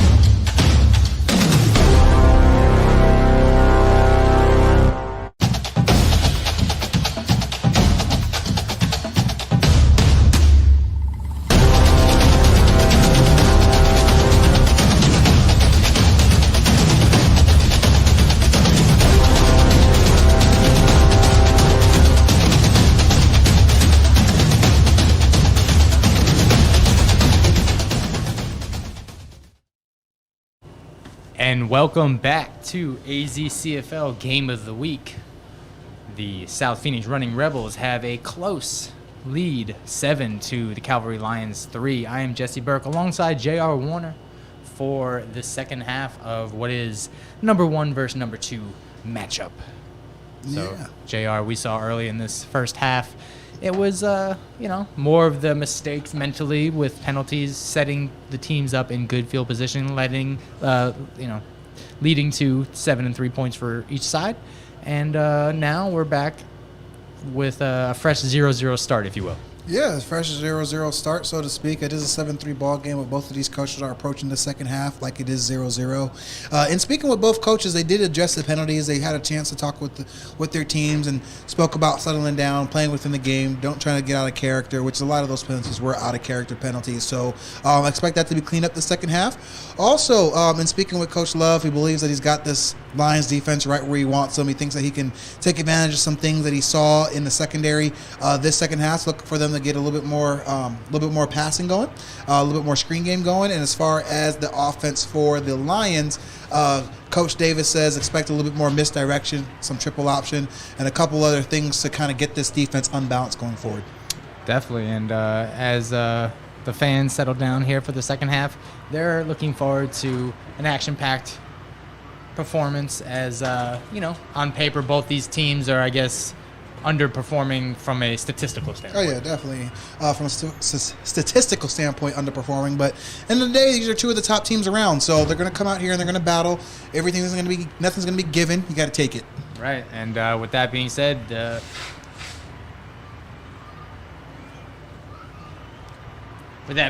we have we're underway with the kickoff. So let's see here. The kick is up and it's underway.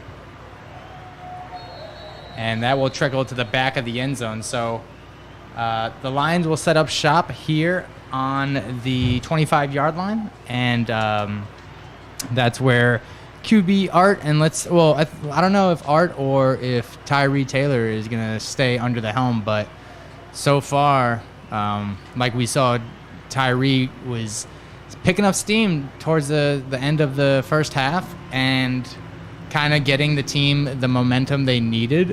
So I think coming back out there is Tyree Taylor, number 8. So little bit of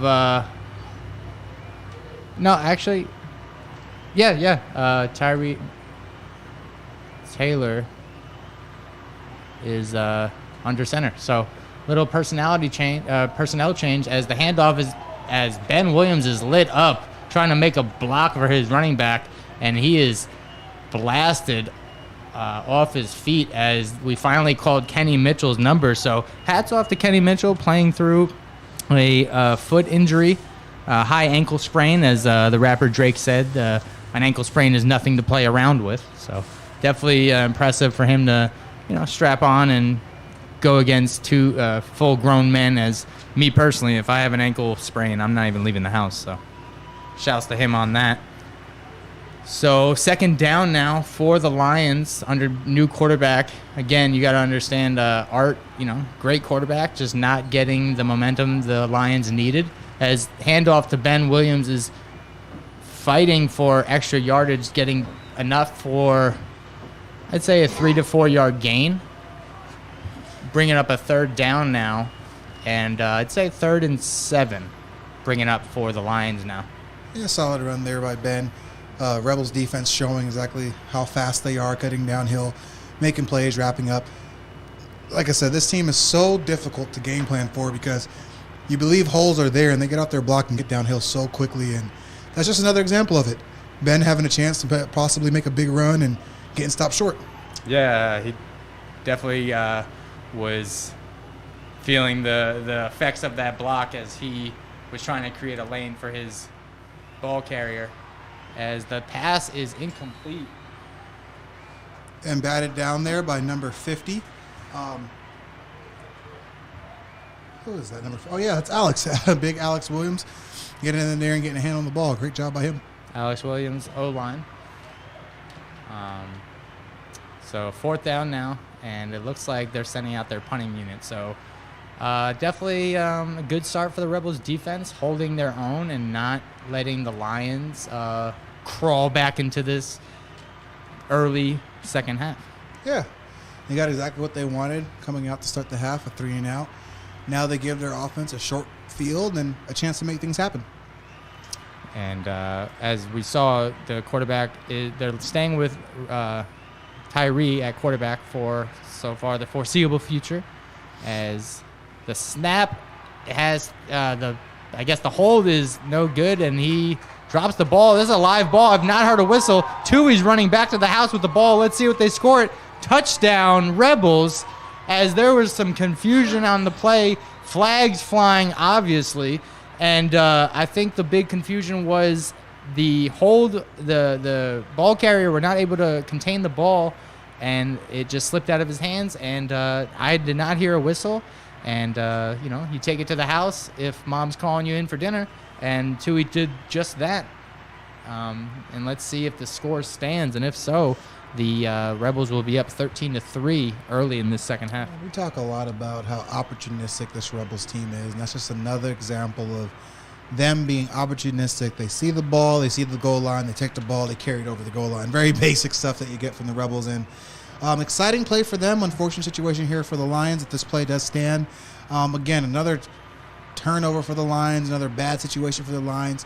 You can't beat a good football team by turning the football over, as we all know. So I'm sure Viney's going to have a talk with his boys, talk to them about holding on to the football, ball security, and execution here going forward. Yeah, but with that, it's also about composure and the mental side of things, as when you are gifted with a great play, you don't want to waste it by giving it just back with the penalties or the yardage. So definitely, like you said, emotions are high, and the volume on these guys talking points are definitely higher after scores and impressive plays. So. Definitely.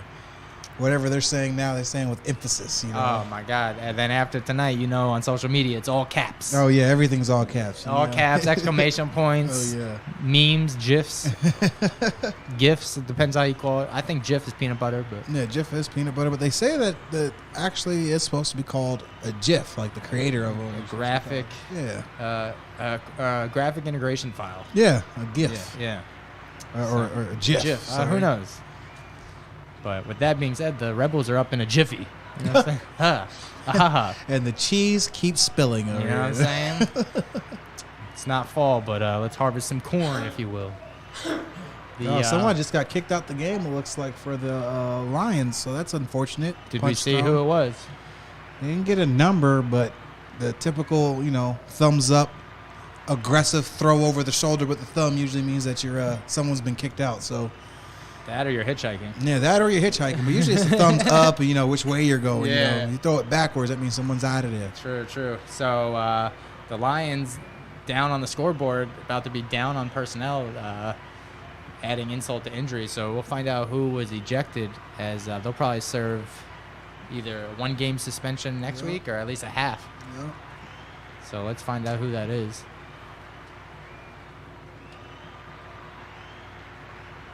So that score makes it now a 13-3 game. 13-3 ball game, huh? So extra point attempt underway, which will definitely separate the boys from men. As someone jumped, free kick, hold, snap, kick. Good. Good. So decline that jump. 14-3 Rebels early in the second half. The Lions are going to go with one less member as he's been ejected. We will find out specifically who. And, we're underway here in the second half. A lot of emotions, like you said. You were able to talk to both coaches and get a key understanding on what is expected of these men going forward. And all in all, it's not far from what we saw on paper, or kind of what we expected coming into this game. Yeah, I did expect a little bit more of a consistency from the Lions offense than we're getting. But that, hats off to the Rebels defense so far in this game, opposing their will, doing what they've been able to do all season to everybody that they've ever come in contact with. They're a force to be reckoned with. They got enough size, and the speed, at least so far this season, has been unmatched. I think the Phantoms game, if I can recall, was one that really felt like there wasn't really any give or take there until that overtime play. But other than that, they've been very dominant. They've been playing the top teams that Arizona has to offer, and they've been knocking them off week in and week out. So that defense, second to none, not just in Arizona, I'd probably say in the country, man. They're doing really good at being able to get off the field when they need to and get stops when they need to. And gotta love the talk between the sideline of the Rebels and the players in the Lions. Always love to see on NFL mic'd up and, sounds of the games. You see players getting, their talks in between the whistle. Oh, yeah. Respectfully, of course. Oh, yeah. Say what you got to say, but then get right back. Say what you got to say respectfully, right? Right. And then get right back to the huddle and get ready to play some football. Yeah, then at the handshake, be like, hey, man, that was just the emotion. That was just the Gatorade talking. Right. Gatorade. That was the electrolytes getting worse than it's just too much, man. I was sauced up. That's funny. And this kick looks like an onside kick attempt. As, just that. So the ball will be returned, or not returned, but... I like the try there for an onside kick. You got all those penalties, brought you up real close. Onside kick really doesn't hurt you. Yeah, give yourself a chance to get a takeaway there. That's a good play call there by the special teams coordinator. So, third quarter is definitely going longer than most third quarters here on Game of the Week, as Ren's on the sideline getting loose. I was able to talk to him loosely at halftime, and he's focused and he's locked in, and wants to walk away tonight with 7-0. Yeah, I would like to see him just hit his check down a few times, man, and get away from throwing the ball over the middle of the field. As Tyree now throws it, I guess lateral pass, almost horizontal pass, if you will, to Ben, as was not effective, as he was brought down by number 4. That's Tyler Molesky. I thought number 6 was in on that play. No, I could be wrong. Number 4 and number 6, I believe. Shane always linger around the ball too. Number 5, Shane Johnson. The old man's always around the ball somewhere, man. Love it. Old man, get the ball off my yard type. Yeah, you always watching. You know what I mean? 1st and 10 here now for the Lions. Sorry, yeah, 1st and forever. Actually, just got a penalty. Here First and 1,000 for the 1,000 for the Lions here. 12, 10 and counting here in the third quarter. Tyree Taylor in at running back. Almost like a pitch option. Yeah, it looked like a speed option to the left there, and the B gap opened up, stuck his foot in the dirt and got north. That's a good play by Tyree here. Believe that'll bring up second down now and long. Second and about 14 here for the Lions. 2nd and 14. The Lions definitely want to score on this drive. I mean, we talk about the importance of, we talk about how there's plenty of football. You don't want to press the panic button. But when you're playing the number 1 team in the state, in the league, it's like, nah, man, every drive needs to be a cash in, right? Yeah, every drive's something positive's got to happen. One thing's for sure is you can't keep turning the ball over and giving them a short field. As a handoff to and Ben, there we go. And miscommunication, and Alderman coming up with the ball, the Balderman, if you will. And the Rebels are back in action in Lions territory. And if the Rebels can score here, the hurt will be on. And that number 14 continues to produce magic on the field. Yeah, Dylan playing lights out tonight. He's been playing. He's had a great season so far this year, and getting pressure on quarterbacks and being really disciplined at the defensive end spot here. And again, he's able to get to the quarterback, get a hand on the football, create a force. Actually, no, that was just a muffed handoff by Tyree to Ben, and he's opportunistic in the right place at the right time. Taking advantage. Yeah. Again, opportunistic, man. So you having a chance to talk to the Lions? Did Vonnie say he was going to keep keep Tyree? Yeah, he planned on going with Tyree, running some options, running some misdirection stuff, which he started to do there, but it's hard to. As handoff to Hollywood, as he's met in the backfield. Yeah, it's hard to game plan and stick to your game plan when your guys are turning the ball over, man. That's what, the third fumble on the night so far, and Right. it's just not a good situation or a good situation for the offensive coordinator. He's never really able to get into a play calling rhythm. He's never really able to get them established, to give them a fighting chance, you know. So the players got to take some accountability here, hold on to the football, execute, and then going forward, hopefully the OC can start dialing up some things and making some things happen for the Lions. But as of right now, if they can't hold on to this football, they won't be able to hold on to this game. And another interesting fun fact about Renz going against the Lions, the last time he lost a game was against the Lions in the championship. Since then, he's not lost an AzCFL game. As the past two, Ty Ross is leveled by Andrew Jones, who brought the boom on that one. Yeah, Ty got to be careful here. Saw him nursing his knee a little bit there at halftime. Got a little bit of issues with some swelling going on. So obviously he's okay to play football. Just got to be careful. Know when the play is over and get down. Letting the other team know where he's at after that hit. He's just letting them know that he can take it. He a dog. He can handle all that. I already know what. I can't hear him, but I know it's being said. You know what I mean? Like he's like, I can take that. I can, you ain't hurt me. I'm still here. I'm Ty Ross. I'm named after a clothing store. He's so ridiculous. Dress for less, baby. That's what's going on. That's what's going on in his head. That's what he's saying out there. I mean, that's Let me find out Ty's out there going, I'm Ty Ross. I'm named after a clothing store. Let me find out. That's his I'm tough line. Okay, let me find that out. I'll tell you. Put you on a clothes hanger. Oh, yeah, you got bars now too? Is that what we got? You got bars? Okay. All right. Summer sales. I don't know. All right. Capri shorts are coming back. I don't know. Capri shorts are not coming back. They're not. Those things are long gone. Yeah. What do we got here? We're going to have a second and short situation now after a penalty against the Lions.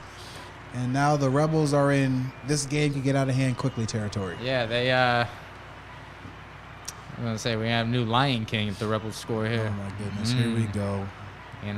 Mufasa isn't even around to defend himself. Right. The Rebels are looking to move faster, if you will. Oh, my gosh. And it keeps on coming, folks. It does not stop. It does not. You put a microphone in front of me and you'll get that. Oh, my God. So. Mufasa? Is that how you just said that? Yes. Mufasa? To make it work? I tell you. Sometimes I get myself. Well, long conversation here by the officials and players. It looks like we're ready to play some football now. It'll be first and goal here now for the Rebels as the referee steps over the football and intervenes again. Man, these refs definitely like to talk. They were hanging out before games. Everyone had to build chemistry, right? There's offensive line chemistry, receiver, quarterback, and then. Can't take one of these refs to the clubs, man. They stop all game. You like that? You like that? See, I'm rubbing off here. You know what I'm saying? Man. Oh, man. So, yeah, plenty of time here left in the second half of the AzCFL Game of the Week. Again, we had a full slate of football. Phantoms taking care of the Tide. Headhunters headhunting the Reapers. Thunderstrucking the Spartans, if you will. The Owls taking care of the Demons. The Bucks coming out on top. I was told that's the upset of the week. They only had 19 players today, too. Well, they had 19 guys that want to play football. You know? If you got, I tell people, like, the most fun I ever had playing were, and then I got a chance to play on a few championship teams and a lot of championship contending teams that were there, may have lost, whatever case may be. But the most fun I ever had was playing on, we actually had to fold the team one season with the Stampede, where there was only about 20 of us on the football team. We played both ways the entire way. This is years ago, right? We played both ways the entire way, all game long. Ended up having a pretty decent season, and but that was the most fun I can recall playing football, man. Where guys, you find a couple guys that want to play and just want to leave it all out there, and then you go out there and let it all hang out and see where it all falls. And that's what the Bucks did today. They found 19 guys that want to play football. They got on the football field, and they managed to beat a very good football team. And talking about playing both ways, even QB Rico McNeil played D tackle today. Rico is built like a D tackle. That's exactly what I said. Rico's humongous, man. So good for him, able to go out there and play some defense. I was saying, he's like, I know how to go after a quarterback. Right? I know what they do to me. Right. So I know exactly. You got to flip the script. I wonder if he got a sack tonight. Find out. Yeah, find out.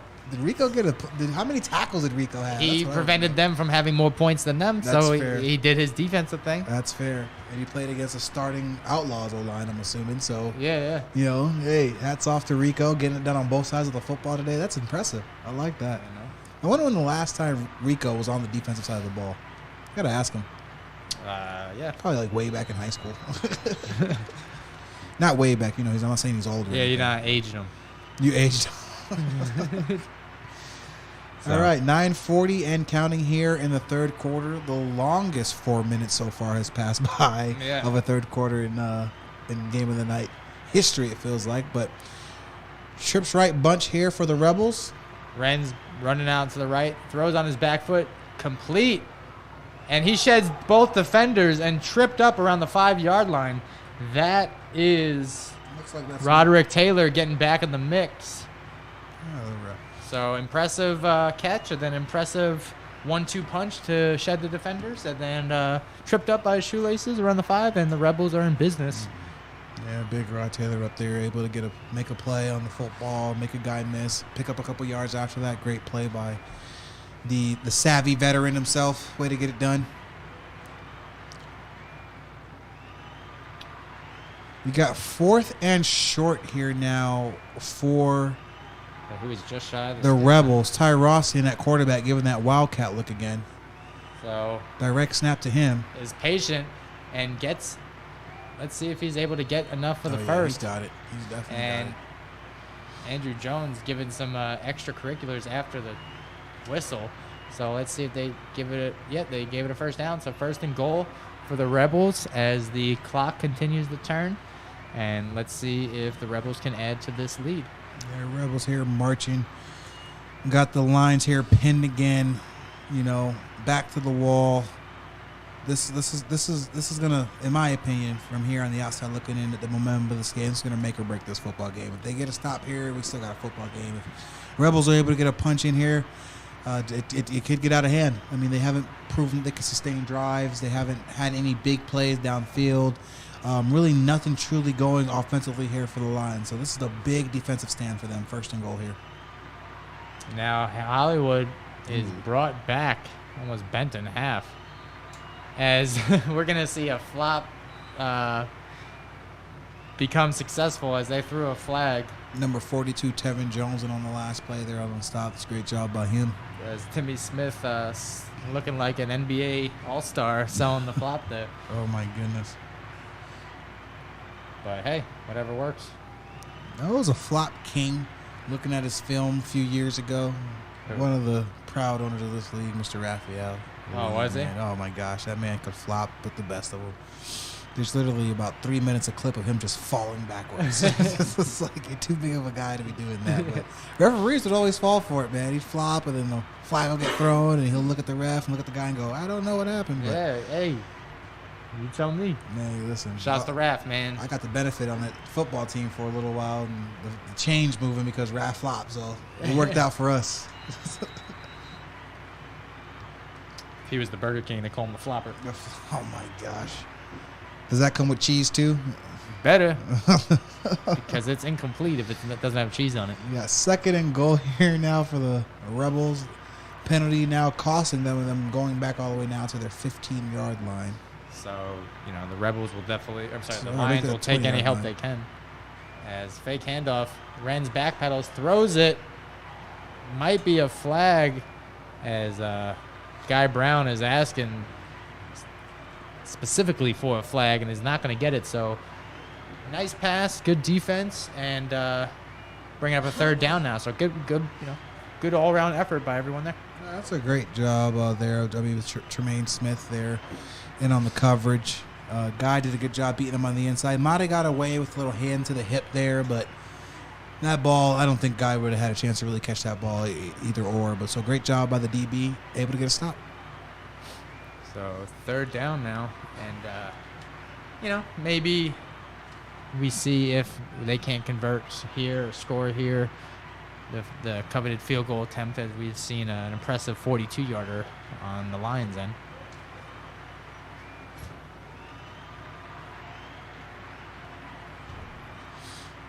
There, Ren's now giving Rebels now giving a 2-by-2 look here. 3rd and long. As Renz backpedals, has a defender thrown over the middle, and it's complete to 6. That is Martin 2 Jr. Great left catch there by wide open over the middle, and that is furthermore separating the Rebels from the Lions. The score now widens to 20-3, and the Lions are licking their wounds early in the second half. So what do you know? He finds a window in the middle of the field and makes a play. Yeah, so know? you said quit playing with that middle of the field, And he goes and he went and played in traffic. and he disregards it. He jumps. And he said, "Look at here, I found $1." He jumps right in the middle of the freeway. He's You just know? not playing games out here. Good pitch and catch. Good catch by Teal. Good throw there by Renz. Wondering where the safeties are at there for the Lions, though.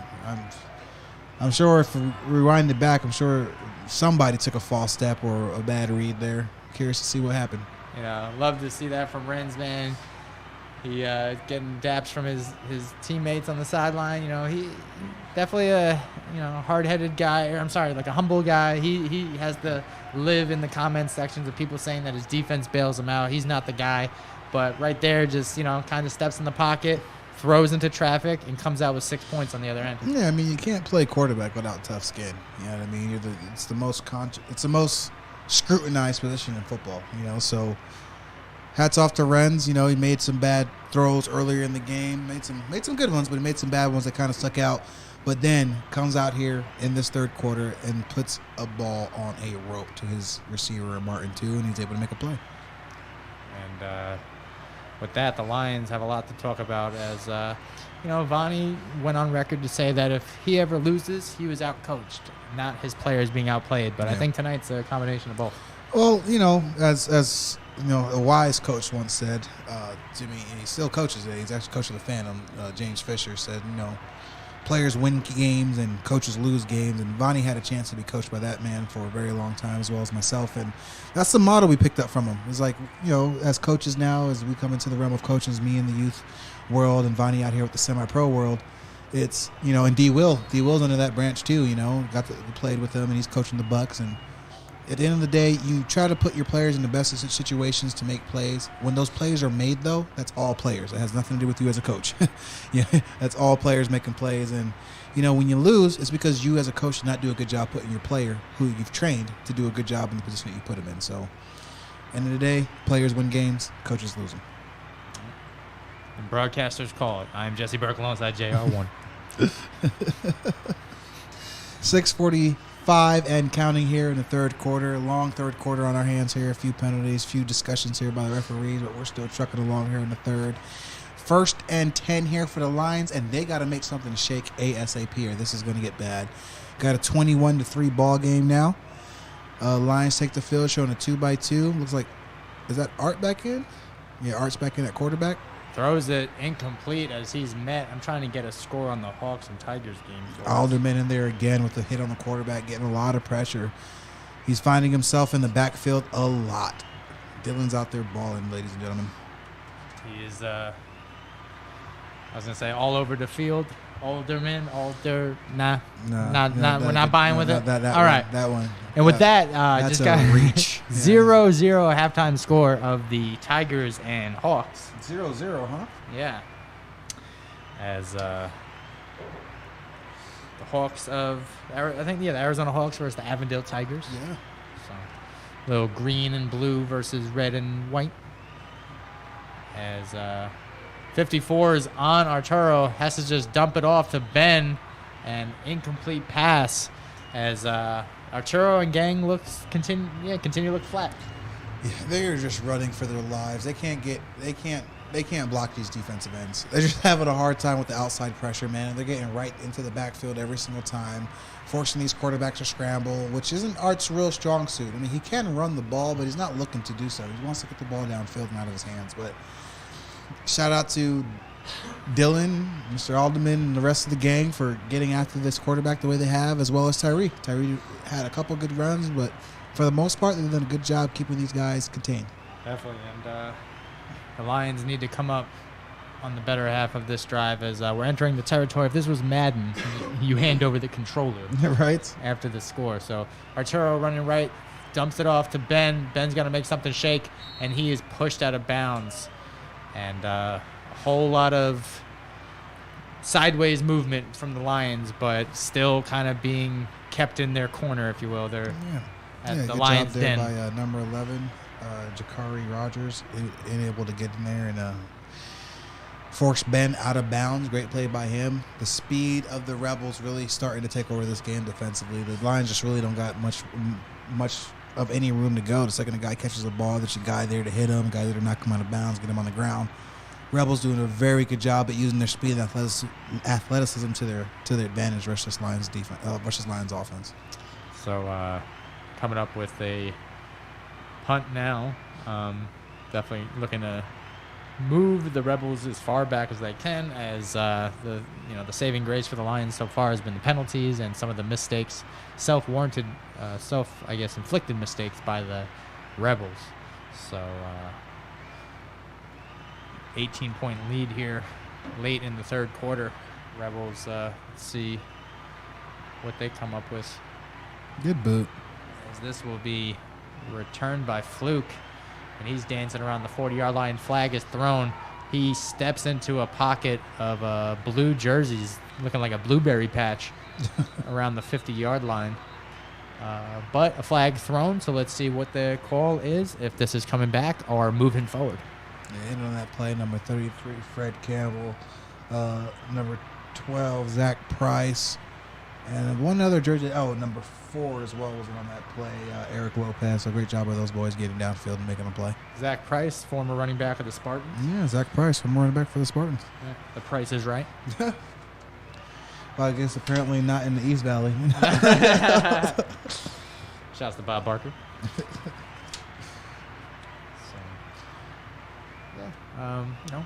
Not as the weather was a little thrown off tonight. Is usually we're approaching those 100-degree temperatures,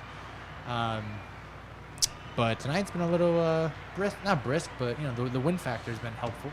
It's nice. Yeah, it's a nice night in Arizona, man. I'd say calm winds. Ball's not getting maneuvered much by the wind or anything like that. 0% chance of snow. Yeah, 0% chance of snow. 0. Mostly year round here, so. If you're a gambler, put your money on it won't snow. Yeah, I'd say bet it all and it won't Phoenix, snow. though. Yeah, it snows Phoenix. Otherwise. Yeah, you're in Phoenix. You don't want to go up to Flagstaff Nah. talking that nonsense. Nah. Or pacing. Nope. You could YouTube snowstorms. It's just as nice. Yeah. So handoff now to Hollywood. It's a great play there by the defensive tackle there, defensive end. Big boy, too. Can't see his number, though. I think that was Chris Lee. There's Junior in there. Hold on. Did you see what number he was? Yeah, I'm trying to find his number right now. See if I can get some goggles down there and see what number he was. He's got the long hair, though, ponytail here. Yeah, the roster sheet doesn't have their hair length, unfortunately. Yeah, that is Junior. That's Junior Kinnikin. Defensive tackle here for the Lions that just made that phenomenal play. Good job there by Junior. Looking like a senior on defense. Yeah. Too high safety look here by the Lions. Renz throws left to Guy, has his guy, and he is met by some Lions guys. And gain of no yards, if not a couple of yards lost. I think it's Kavari Burns and on the play there. Good job by him. Lions D-line, doing the best they can. They've been in some bad situations here due to turnovers from the offense, but the Lions defense in total has been playing pretty well tonight. Like I said, just in some tough situations due to turnovers and things like that from the offensive side of the ball. You definitely learn a lot more from losses than you do wins. So, as Vonnie being a film rat, I definitely have a lot of content to go over this week. Yeah, I mean, Lions do got playmakers, though, so this game isn't over. But no, not at all. I'm saying just up to this point, he has plenty of film. Yeah, he's definitely got lots of film to critique. Right. So with that, a timeout is called. Rebels want to talk things over. What's bring me through, so I asked you to put a coach's hat on. Now put on the player's helmet and tell me what is in the mindset when you're up by 3 scores and you don't want to, let off the gas pedal, but you also know you're in a comfortable spot. And then also on the other side, what's the anxiety levels knowing that you only have 3 points? Well, one, it depends on what kind of football team you are, to be honest with you. On a lot of teams that I played with of championship pedigree, the score was never the issue. We always stayed hungry. We always stayed after it. There was never a lackadaisical approach to the game of football because our goal was to win a championship. Now, if we won the championship game and it's all zeros on the clock, then we party and we're having a good time and that sort of thing. But this Rebels team is not celebrating. They want to come out here. They want to continue to execute. If they can put more points up, they want to continue to put more points up. They want to set statements. They want to make sure that everyone knows that they're the team to beat heading into the playoffs, and they're going to make sure that they do so. Championship type mentality. And if you're the Lions group, you still believe one loss doesn't, dictate who you guys are going to be. 2 losses doesn't dictate who you guys are going to be. Even if you lose this game, you still are a 5-2 football team. You get back to the drawing board and you come out next week against your opponent and you have a good showing. So nothing's completely lost by losing this game on either side of the coin. But you definitely do want to win this game just for the simple bragging rights factor of being number 1 in the state. Oh yeah, like we said, social media will be lit as Renz looks right and has to be intentional grounding. He was throwing that ball to Vonnie. He wanted to give Vonnie some love as I believe he was still in the pocket. So, yeah, they have to call something there. His intentional grounding. For the fans at home, intentional grounding, you must be outside the pocket, I believe 20 yards each way? No, just got to be outside the pocket. At least, yeah, okay. Got to be outside the pocket and has to throw the ball within the vicinity of a receiver. They, I don't know if you saw, they're in the playoffs. Nickelodeon broadcasted a Bears and Saints game, and what they did was they had Nickelodeon break down, like voiceovers for penalties. So like one of them was like false start. That's when Dad reaches for dinner before my mom says he can. Oh wow! Yeah. It's very remedial. I was like, that's actually pretty smart. Yeah, that's pretty cool. Yeah, pretty cool for sure. Looks like another penalty here on the Rebels? Yeah, so the Lions will take it as they can get any help they like, or they'll take any help they can get as we're approaching the 2-minute mark here in the third. Reminder, Arizona Cactus Football League Game of the Week, Week 7. Roll the Running Rebels, 6-0 versus the Cavalry Lions, 5-0. 4th down here. Punting situation. Ren's looking like he's getting ready to punt.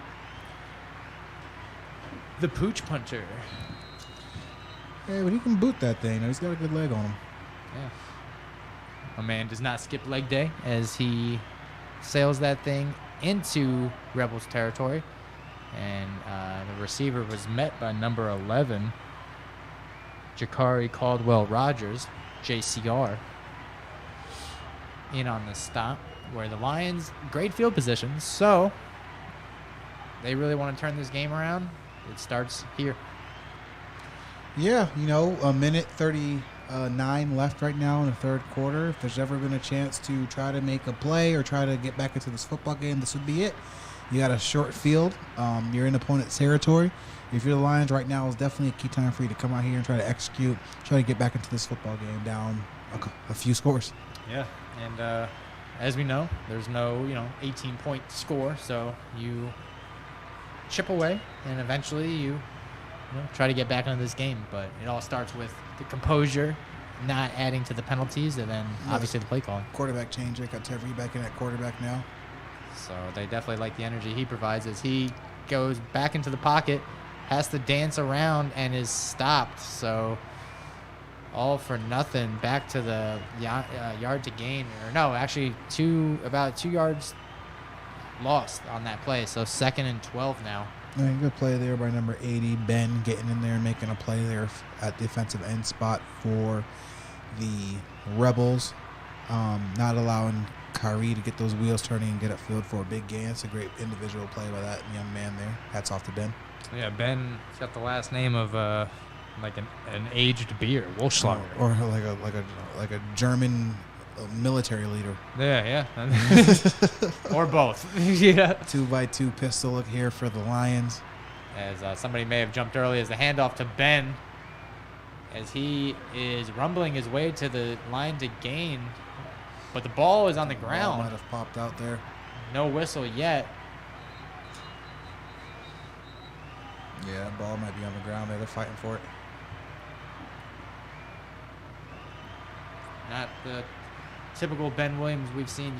Players being pulled off piles, not allowed to do that.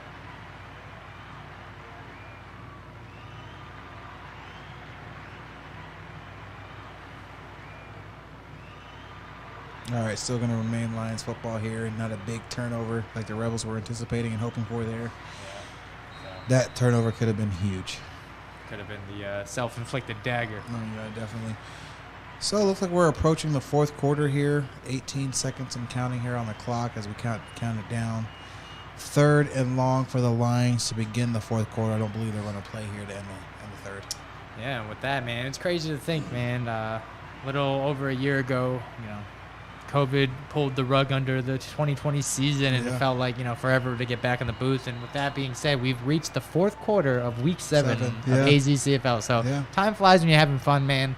And it's crazy to look at a point in time and think that it's going to last forever. But then once that time passes and you look back, you go, wow, it really wasn't that. So with that being said, man, week 7, game of the week, has entered the fourth quarter, capping off a full slate of football tonight, and we're in store for, definitely an emotional fourth quarter as the Rebels are holding on to a strong 21-3 lead.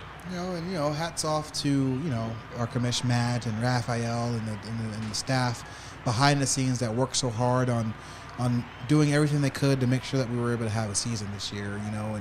And working with the schools, working with the city to make sure that these men had a place where we can all play and we could all vent our frustrations, because I'm sure cooping up for the last year during COVID wasn't fun for a lot of us.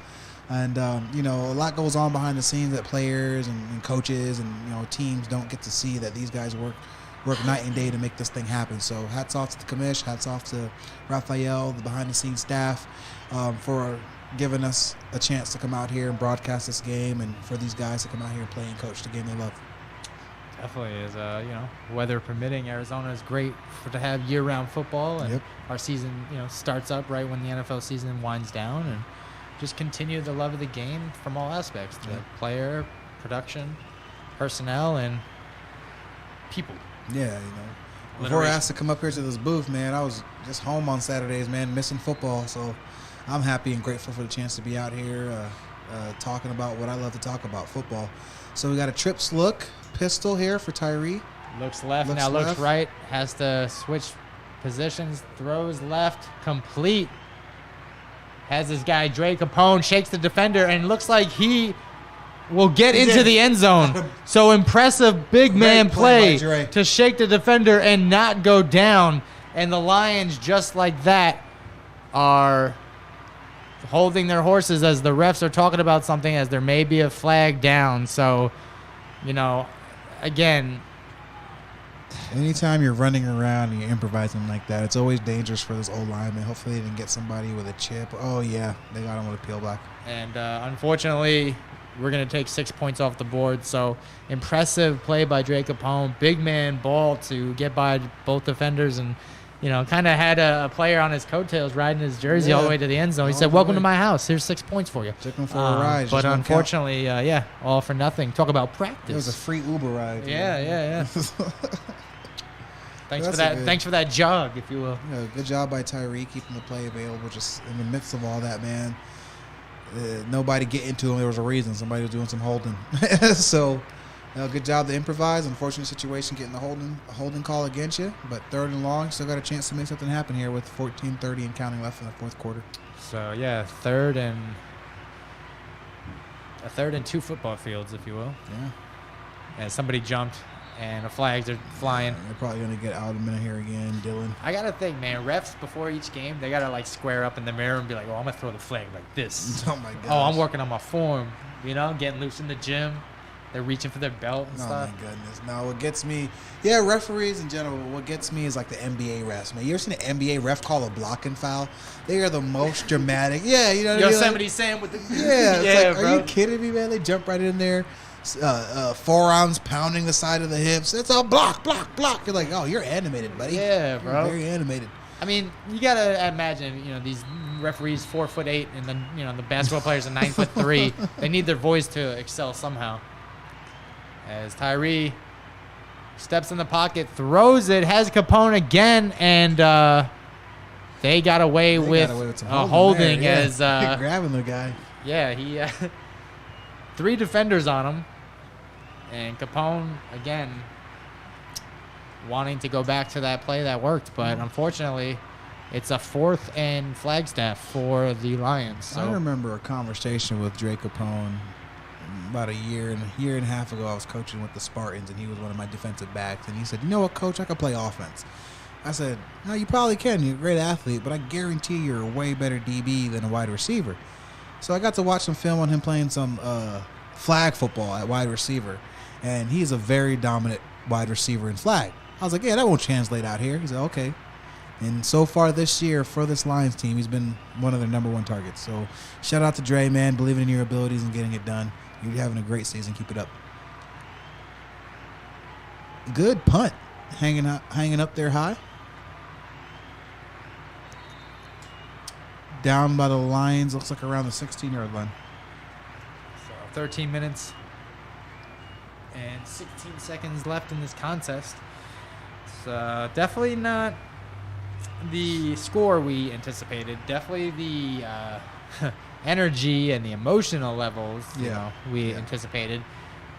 But with that being said, number 80 on the Rebels is upset. You don't like something that was said. Yeah, Ben.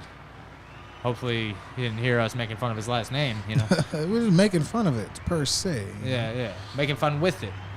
Hey, that's not Ben. That's Kevin. Okay. You should have had a jersey change. Oh, no, that's a 90. That's not an 80. I'm sorry. No, that's an 80. Is it? Yeah, he just got on a different jersey. That's a 9, B. Is that a 9?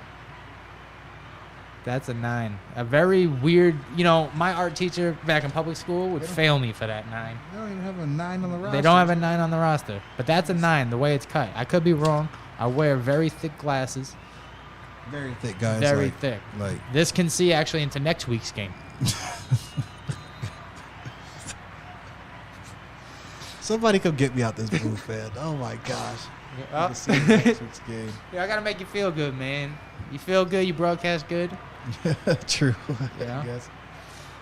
As Ren throws it, he's got his guy. As Guy drops it, and you don't like to see that, man. That ball smacked Guy right in the chest. He hasn't gotten a ball thrown that well to him for like 5 years. He should have caught that thing and brought it in. He's cutting way harder passes. You have 18 points. We're gonna give it to you. You gotta catch that, man. Come on. Yeah, you gotta catch Hot that hands. Guy. Come on, bro. Come on, Guy. Yeah, I'm sure he's gonna remember that one for a long time, man. That's unfortunate. But hey, not everybody can come down with the beautiful passes like you may see me in a Turkey Bowl championship. I want to see some film from this Turkey Bowl you speak of. We got still frames, some pictures. Oh my gosh. I guarantee you don't. I guarantee you. Let me find out you're out there getting mossed by your kid cousin. Nah. We're second cousins. Hand off up the middle. Handoff up the middle. No, actually, one of the years we lost, I had a bet with a buddy on the other team. Because I went on record to make fun of the fillet of fish at McDonald's. Yeah. I don't think they're good. He loves them, and he said if we win, you got to eat 2 of them. And I was like, all right, you guys are not winning. Eat McDonald's, that's tough. Hey man, not everybody's rich like you, all right, bro? I'm not rich at all. That dollar menu has my name on it. I seen a video where they let one of the McDonald's burgers sit in the back of somebody's car for a week and it still looked fresh. Okay, well that person needs to clean their car. That's not on McDonald's. I'm just telling you, it should have some mold on it or something sitting in someone's car for a week. And I seen them try to light it on fire and it wouldn't catch fire. What are they doing to these burgers? Eat the thing, okay? That's what I want to know. The thing wouldn't even melt. Out here doing science experiments. We got trips here for the Rebels. Renz rolls to the right, throws right, has a receiver has wide guy he open. came down with at that time, and throws a shoulder down to Leon May. He said, "Yes, you may have this shoulder." Yeah, but not before he's able to pick up a first down. Ren's doing a good job going back to his receiver who just dropped one, showing some faith in his guy, and guy able to come up and make a play. Great job by Brown. Lorenz is like, "Man, get my Facebook ready. I got some talking to do." You can feel it through each pass. I can feel notifications in my pocket already. It's like, wait, how did he do this? He has a full-time tweeter. Yeah. He's got like a tattoo artist, 7-0. Get it ready, Betty. Yeah, that's his semi-pro agent. It's also his tattoo artist. Artist and his text messaging. Aficionado. Yeah. But shouts to Renz, man, doing his thing in this game. Handoff now. There's our guy, Ian Robinson. Yeah, good play there by Junior again. Having a chance to talk to Coach Love. I was seeing my guy Ian on the sideline. I said, what is this, Friday Night Lights? You want to win Pabubian? A little decoy. And so far, why put in your number one back when you're up by 18? And he's already, tending to some injuries. So, give him some... get him a tune-up, if you will, right? Yeah, Start the you car. might want to get him in, get him a couple carries, keep his legs going, right? Nothing too serious, but you want to keep players that are able to stay warm. So, if you're able to get in here, get him some meaningful snaps, why not? So, but of course, don't try to overdo it. He's got that shoulder he's nursing, so, just let him get, Ian, we're putting you in at linebacker. Right? No, don't do that. As with that, somebody jumped. Look like Andrew Jones is about to come up that A-gap scot-free on the blitz. That's a good whistle. Andrew Jones, good friend, good production assistant. Yeah. He is the voice of the disclaimers you'll hear. It's a good man. Andrew's a good dude, man. Genuinely good dude. So we got second and long here, 9:45 and counting here in the fourth quarter. Fourth quarter definitely going a lot faster than the third quarter did. But we got a 21-3 ball game here. Lions versus Rebels. And it's really been all Rebels the second half. Lions not really able to get much going offensively, not just in this half, but all game long. And Rebels being opportunistic defensively and doing just enough on offense to put points up. So good job by the Rebels. Throws it on his back foot. And there goes goes Jake Reed, reading that all the way down to his second interception. So coming off a little lame as he's limping a little bit, but it may just be his plug walk as he's going to the sideline. Yeah, good play there by Jake, playing over the top coverage. Man cover 2 over top. Ren's adding to his interception. Probably wants to get that one back. As, now the Lions with 9 minutes, a little over 9 minutes to go, down by 3. More than 3, 3 scores. Trying to get back in this morally. Ren's like the Brett Favre of semi-pro football, man. Just a gunslinger. At the end of the day, he wins. He's a winner.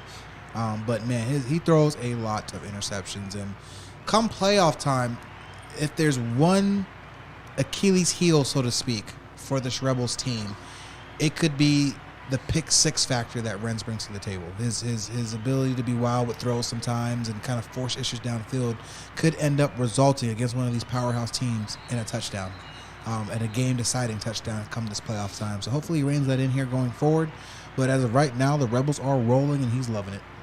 Definitely. What kind of practice can you bring to curb that? You just have him, you have like quadruple coverage and just train him to throw it to the one, his one guy, or is it just, you just film and repetition? You continue preaching, progression,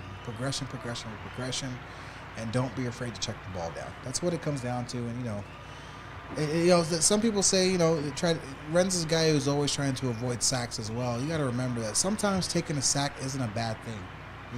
Living to play another down is huge in football. It's better than an interception. Exactly. Sure. So we got to start.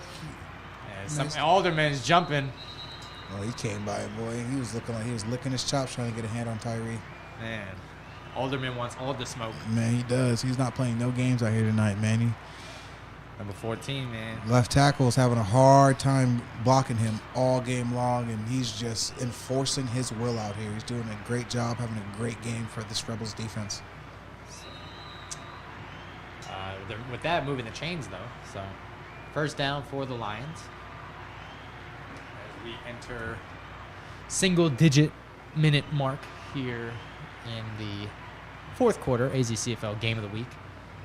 Rebels all over the Lions as Fluke getting his guy to dance before the song. Yeah, number 18, Reggie Heath, there jumping off sides, not giving the chance to play to develop. So that'll go ahead and set the Lions back another few yards. They can't. They just, you know, you ever seen the movie Life Can't Get Right? Lions just can't get right tonight. It's like for every step forward is 2 steps backwards. And, you know, and the thing about it is, on another night, you line these two teams up, you'll see a completely different football game, which we may in the playoffs, right? But right now, it just seems like the Rebels are just a little bit too much for the Lions at this point in the season. Tyree just has to get down into the hole, stopped by number 70. That's Big Nick down there. Big Nick getting it done. Good job, Nick. And Randy, they have 2 70s, Randy Jenkins and Nick. Yeah.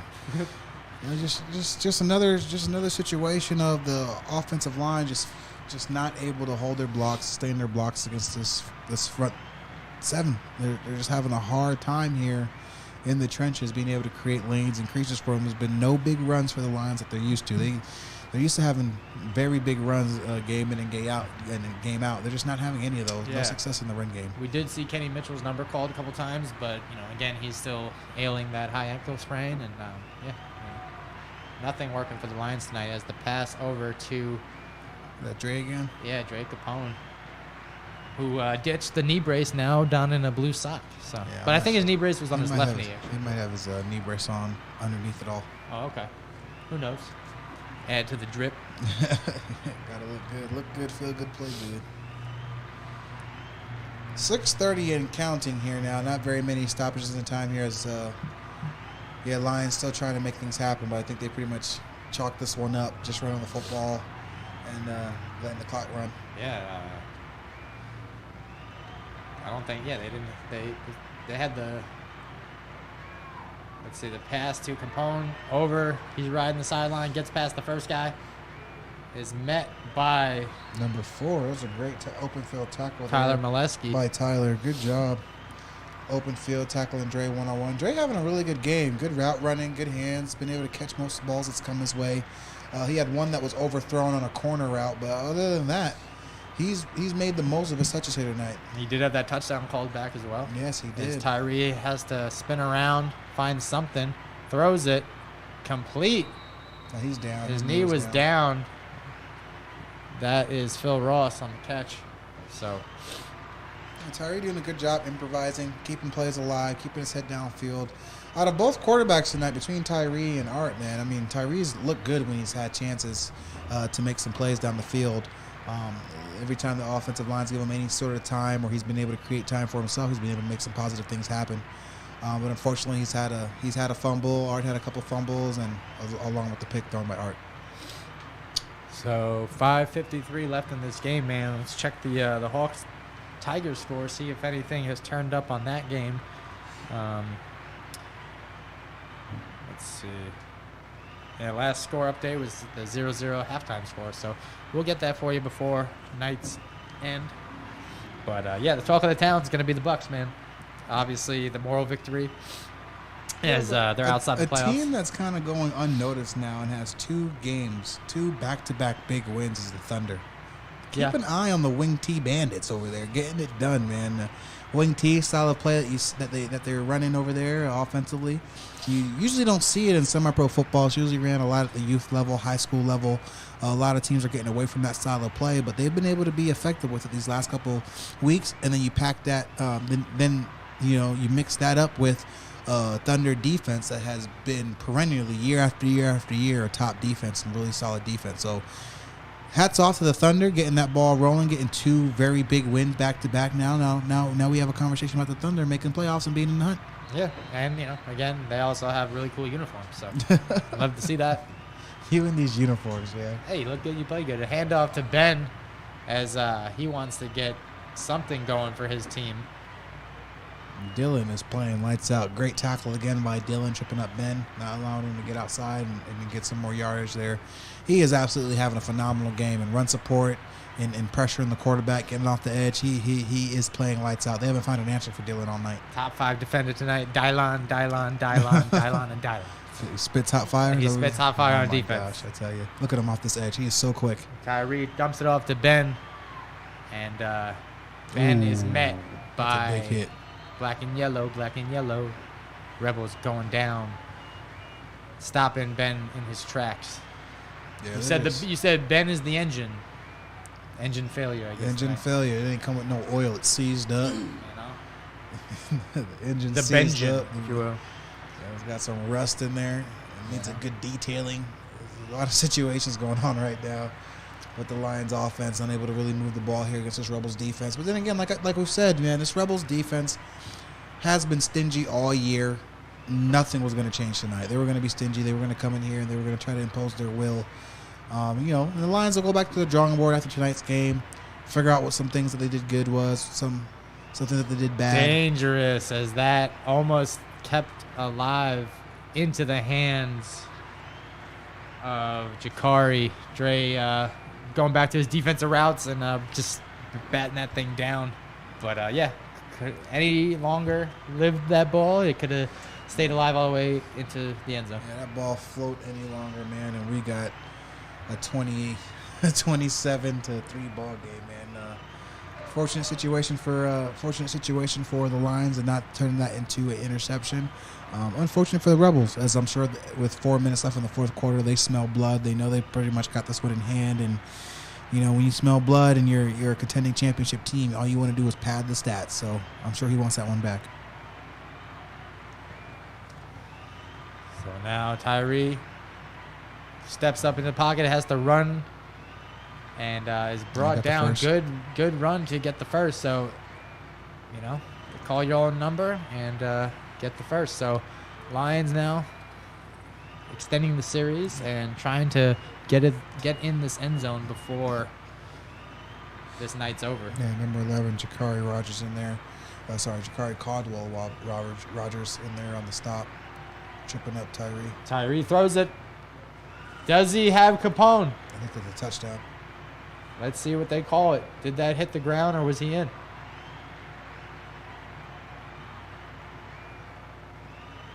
The refs are discussing it. Well, he's walking off the field like it's a touchdown, so. Oh, it's not going to be a touchdown. I guess he was short of the end zone. Or unless this is the extra point attempt. Oh. So.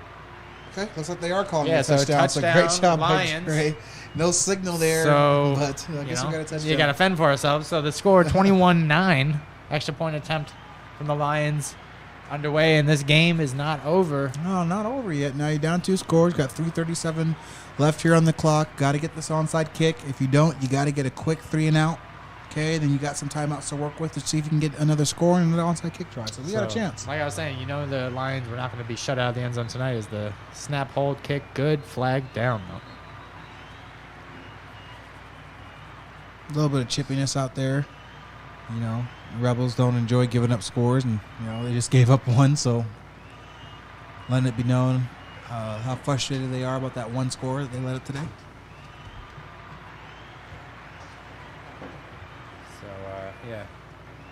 Coach Love letting his players hear it. Yeah, coach them up. You gotta, regardless of the score, you gotta make sure you keep coaching, keep guys on the same page. Keep everyone engaged, keep everyone focused on the goal. This one game is not our goal. Beating the Lions in week 7 is not the goal for this Rebels team. So every chance you get is a coaching opportunity, a chance to refocus your troops, and that's exactly what Coach Love does and what he's great at. So let's see the extra point attempt from the, or not extra point attempt, onside kick attempt from the Lions. Again, 3:37 left in this contest. Congrats to all the teams that walked away with a dub today. Phantoms, Headhunters, Thunder, Owls, Bucks, Silverbacks. And we're still waiting on the Hawks and Tigers. J.R. Warner, Jesse Burke, broadcasters for AzCFL Game of the Week. Make sure to tune in every week as we have weekly shows, Commissioner's Corner Fridays, my podcast, AzCFL Intel on Thursdays, and I believe we'll be rolling out Petty Sundays soon, and some other production set for Cactus Media X. So keep an eye out and ears out as well. Exciting time to be part of the Arizona Cactus Football League. Bright future in front of us as we all move forward with this league and trying to make Arizona football better and, you know, continue to improve on a really solid product already in the state of Arizona. So, you know, hats off again to the staff here with the Arizona This Football ball has to Cactus go League. 10 yards. And, well, I mean, 10 yards for the Lions to touch it, but the Rebels returned it. Yeah, that's a and good recovered recovery it. there So- by Dion Moore Young. That's a good job there by Mr. Young coming in. So and, right around the securing ball. 48-yard line or 49. And I don't know how many timeouts the Lions have left, but they do have the 2-minute warning, which will help them. But if the Rebels can get a first down, I'd say we're on to week 8. Yeah, if the Rebels get a first down here, this game is a wrap, so to speak. You know, we'll start making our end of broadcast announcements and moving on about the night. So Lions doing everything in their power here to make sure this is a 3-and-out. They got to have a 3-and-out here to have a chance. So let's see what they do. So Oh no, he had to burn a timeout. That's not good. who took the last time out? Vonnie just burned a timeout. Lions just burned a timeout. They can't afford to burn a timeout right now. And he's over there feeling something. Yeah, I think he had too many players on the field and was forced to call a timeout. That's tough. So that may have been the last one. So they really can't, you know, if they can't stop the Rebels here, then it's really game time. Yeah, it's almost over here for them. That's a real tough situation, man. You know, that's always a coaching penalty. Anytime you got too many guys on the field, it's usually a coaching issue. So that's unfortunate. They had to burn a timeout there for that particular reason, if that is in case the reason. I can't really see a reason otherwise that you would burn the timeout. Even if you're not lined up correctly, you know a run play's coming, you know, just take your chances. I'm not sure why else you'd burn a timeout. It must there, be so. refreshing and relieving for like a starting player that knows that like they're always on the field. But for the guys that are kind of coming on and off, it's like that could be anxiety inducing, you know? Right, yeah, definitely. So Ren's in the shotgun now. Yeah, I'm looking at another similar pro that they've been running all night. I'm assuming this will be an inside handoff to keep these chains moving. Possibly a quick timeout by the Lions after the handoff. Fumble. Fumble. Ian Lions Robinson. on the ball. Ooh, And almost. Ian recovers it. So Another play by Junior. Ian- Getting into making the play. yeah, and Ian, you know, like we said, ailing that injury could have been something as he's preserving that left shoulder as he comes off. So unlikely fumble by Ian, Yeah. but also some I don't want to say his engine's not warmed up, or I guess he's not warmed up fully as he was put in the second half of this game, and then put in with up by 3 scores. So he's getting his push-ups in as Yeah, he fumbled the ball. You got to knock those out. You fumble the ball, drop catch, all that. You know, knock those push-ups. Oh yeah, he's gonna hear from me after this. I don't accept no fumbles, man. So Not at all. But luckily it was returned by the Rebels. So yeah, I no think harm, no foul. he picked up his own fumble. So Yeah, he jumped back on that bad You know? boy. He didn't want to hear it from Coach Love. he actually, it's funny when we talked on Intel, he said about having half a fumble. I said, what is that? When you drop one and pick it up, and he literally did that. So Lions flying around, man. Still getting after it. Still giving themselves a shot. They got the 2-minute warning coming up here. Once the 2-minute warning hits, they'll have 3rd and long here for the Rebels. So they got a fighting chance. yeah, I mean, down by 11 with 206. 2:06 to go. So Vonnie definitely he wants that timeout back, but what's gone is gone. Looks like we just had another timeout called, which is why there's 2:06 on the clock. So we're playing a little bit of the cat and mouse game a bit. Burning the timeout now. That way they get one more play than the 2-minute warning, which also then stops the clock. So banking on his defense to be able to get a stop here on, what is it, third down? Third down.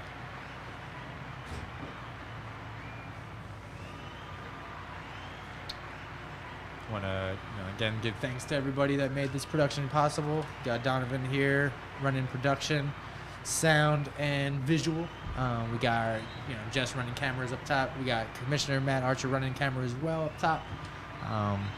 And all around, thanks to the fans, the trainers, the field staff, Cortez High School for letting us call this our home. And then, thanks for everybody who tuned in to the Facebook Cactus Media X page, as well as the Arizona Cactus Football League page. We're live. Already got some love in the comments, so shouts to you guys for showing love and being a helping hand digitally for this broadcast. As the handoff up the middle is not enough for a first down, but will bring us to the 2-minute warning at 1:59 exactly. So with that being said, Arizona Cactus Football League game of the week, South Phoenix Running Rebels in a commanding 21 to the Cavalry Lions 10. J.R. Warner, Jesse Burke. 2 minutes left in this number 1 versus number 2 matchup, and it looks like number 1 will be walking away, staying number 1. Yeah, that's what it looks like so far. But I mean, they do got a 4th and long situation here. 2 minutes even on the clock. If Tyree's able to work some magic, so to speak, they can still be right in the thick of things with a chance at an onside kick and get the ball back. So Rebels need to make something happen here on this 4th down if they choose to go for it. If not, make sure you get a good punt and get them pinned deep. And keep in mind that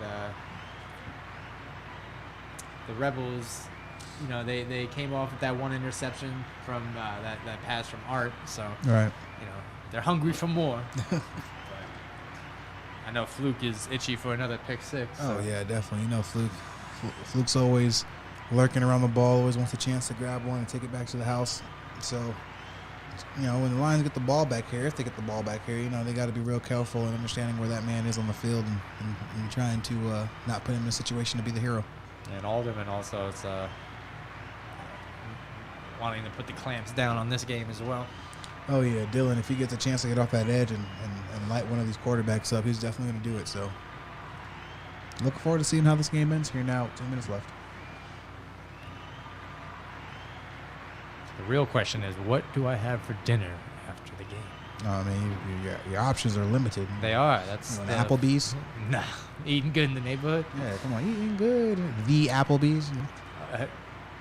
Also known as like Ruby Wednesdays. It's like a knockoff TGI Fridays. They got Ruby this, like, Tuesdays. blue raspberry lemonade that they got at Applebee's that is absolutely amazing. I had it this last week for lunch. They're not a sponsor. No, they took the delay a game on purpose.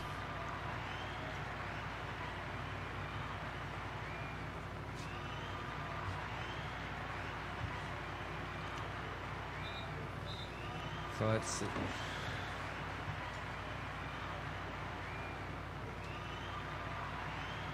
So we're getting ready for the punt here by the Rebels now after. So let's see who's back there on the return. Oh, it's like 10? Yeah, looks like 10. That's going to be downed right around the 8-yard line. So the Lions have a whole football field to score 2 scores. Yeah, minute 44 and counting. Not undoable. Very doable situation here for the Lions. Just got to settle down, make some plays. Playmakers make some plays, and see where it all hangs out after a minute 40 seconds. Expect to see 2 safeties high, obviously, here for the Rebels. Expect to see a cover 4 look. If the Lions start to move the ball pretty consistently against that look, expect the Rebels to tighten up a bit, go back to their cover 1, cover 3 looks towards the trip set. But for the most part, I'd expect 2 safeties high, keep everything underneath, and try to get out of this game with a win. Wrap up and keep everything in bounds. And also stay healthy, survive to see next week. Yeah, pistol look again. Trips here for the Lions. So Tyree throws left. Receiver shakes the tackle, shakes the second one. Dre's riding up the sideline. Dre again. He has a man to beat, and he has one other guy to beat, and he may get there. He cuts inside. He's still alive, and he's in. tackled high up. What a So play. what a play. And like you said, with that being said, they are Only 20 seconds came off that clock. What a play. only Great 20 job. seconds. Dre Capone, who's been willing his team on his own tonight, has brought the Lions now within one score with 1:22 left. So all that talk, man, and the Lions have produced more within this last, couple of minutes than they have all game. All so. game long. Yeah, I mean, at the end of the day, the Lions are a championship pedigree football team, man, and it's hard to cancel them out. I know in the broadcast we've talked about things that, we've talked about, it may be over and out, but at the end of the day, you got a resilient football team, a very prideful football team, and they found a way to make this thing interesting now with just 1:22 left in the ball game. Yeah, so I don't know if the defense kind of rested on their laurels or big boy Dre, would not go down. He So just made a great play. That's a great play. Great individual. grown effort man by Dre. that play. Snap, hold, kick is good, and now we have a 21-17 score. So, by all means, they entered this fourth quarter down 21-3, and now 21-3. they're it's been 14 unanswered points, and the Lions are back in business. We have a game, and you got to imagine that burn timeout is gonna definitely come back to haunt, or possibly. Yeah. I mean, if the Rebels get the onside kick, the game is over, so to speak. I mean, they can just take 3 knees and Right. run around for the fourth down, and the game's over. But last time they went for an onside kick, the front line kind of bobbled the ball a little bit. So if he has that sort of similar situation, it could be dangerous here for the Rebels. So they got to make sure they secure this football, stay on top of it, get down, and get out of this football game. If they allow the Lions to take this ball back from them, then momentum. Yeah, we momentum definitely is have a new false. game. We might have a 6-1 football team. So let's go ahead and, if you're the Rebels, make sure you secure this ball. Get down, get on top of it. Don't try to be a superhero and score a touchdown off of it or something like that. Just get down, get on the ball, and get down. Impressive comeback regardless, though. That's what we were expecting between the number one and number two football teams, man. It's just we just didn't get the fire from the beginning from the Lions that you would have expected. No, especially like you said, they had to switch out quarterback, so the energy level was. Yeah. We got two different types of energy. Yeah. And then Ben not running his best tonight. He had nowhere to go. The Yeah. offensive line did not do a good job for him tonight. That's kudos to the Rebels defense. Playing a very good job coming downhill, wrapping up, getting off blocks, making things very difficult up front for this for the offensive line for the Lions. So, they had to get it done through the air, and with Tyree coming in and making some plays with his legs and getting the ball downfield, they've been able to make some really good plays. I've definitely seen the Lions come back in dramatic fashion. Their championship run, they were down with 2 minutes left against the Spartans. Against the Spartans in round 1, wasn't it? Yeah. Definitely a controversial finish. As 20-19. Yeah, and their clock stoppage that Spartans, shouldn't have been. Spartans, 12 seconds left on the 1 yard line. The clock stopped, and it was a whole situation. Yeah, it was a big thing, But hey, they finished strong, and you take advantage of those sometimes. So that game was crazy. It actually started off with, I believe, Billy. They had a scoop and score or kick return for a touchdown right from the get-go. They had two impressive scores. One of them also was the Lion. They kicked it off, and the Lions didn't touch the ball, so the Spartans just recovered it. That is a poor onside kick or pooch kick. You got to make sure you keep the ball in bounds, kicker. You got to make sure you keep the ball in bounds. For all the kickers watching, anytime you're in a game situation and you're asked to pooch kick or onside kick, you've got to make sure that ball stays in bounds. You can't make a play on it if the ball's out of bounds. And with that, I think when the ball sails out of bounds, the Rebels will take up on the 40-yard line. Yep. And like you're saying, I think Ed Love and crew can squeak out of this game if they're able to take 3 successful knees. A couple knees and a few knees, and they're out of here. So interesting to see the handshake. There's definitely been some chippiness throughout all the. Happy to see players stayed healthy though. Yeah. No severe injuries. I know last week they were dropping like flies, and some serious injuries. So want to get hats off to the staying healthy. Refs probably talking to their guys, letting them know emotions are high, but let's finish this game like champions. Andrew Jones trying to rile up the crowd at sideline, hope for a bad snap here or something. Anything, man. Hey, Anything. He's praying to the football gods, like we said. A knee by Renz, that's one. And with that, did they have an extra timeout? Nope. Or, yes? Yeah, so they did have a timeout. So So they timeout there called by the Lions. Guess they had one more left. Yeah, so. they had one in the pocket.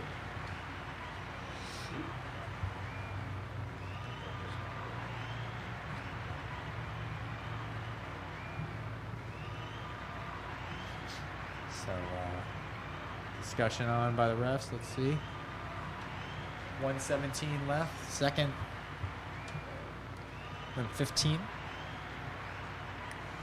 South Phoenix Running Rebels versus the Calvary Lions. 1 versus 2. Now, unique to see how do they both stay 1 and 2? I mean, keep in mind the Lions lost to the Outlaws, who the Rebels beat.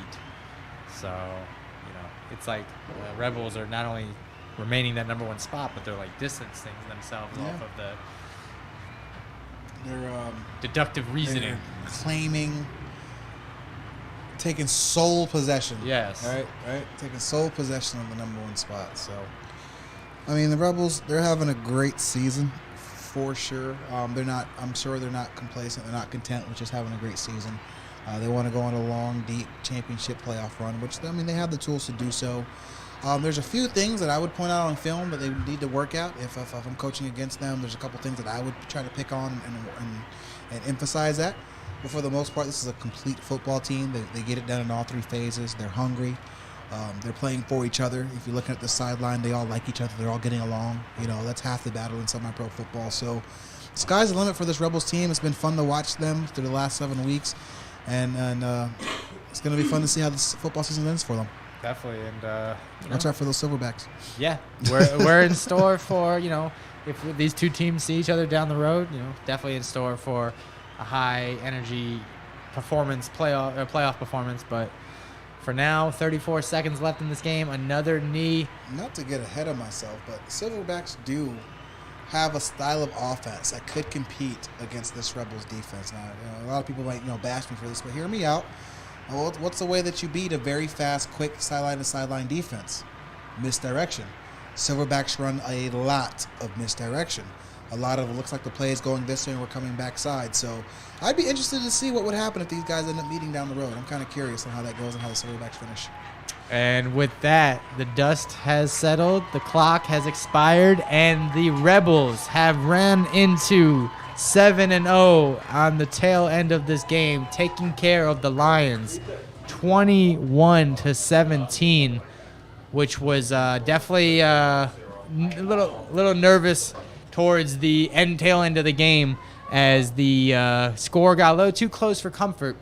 But with that being said, an undefeated team stays undefeated, and they finish strong like champions do. So, JR, what do you see going into the locker room now as these teams prepare for next week?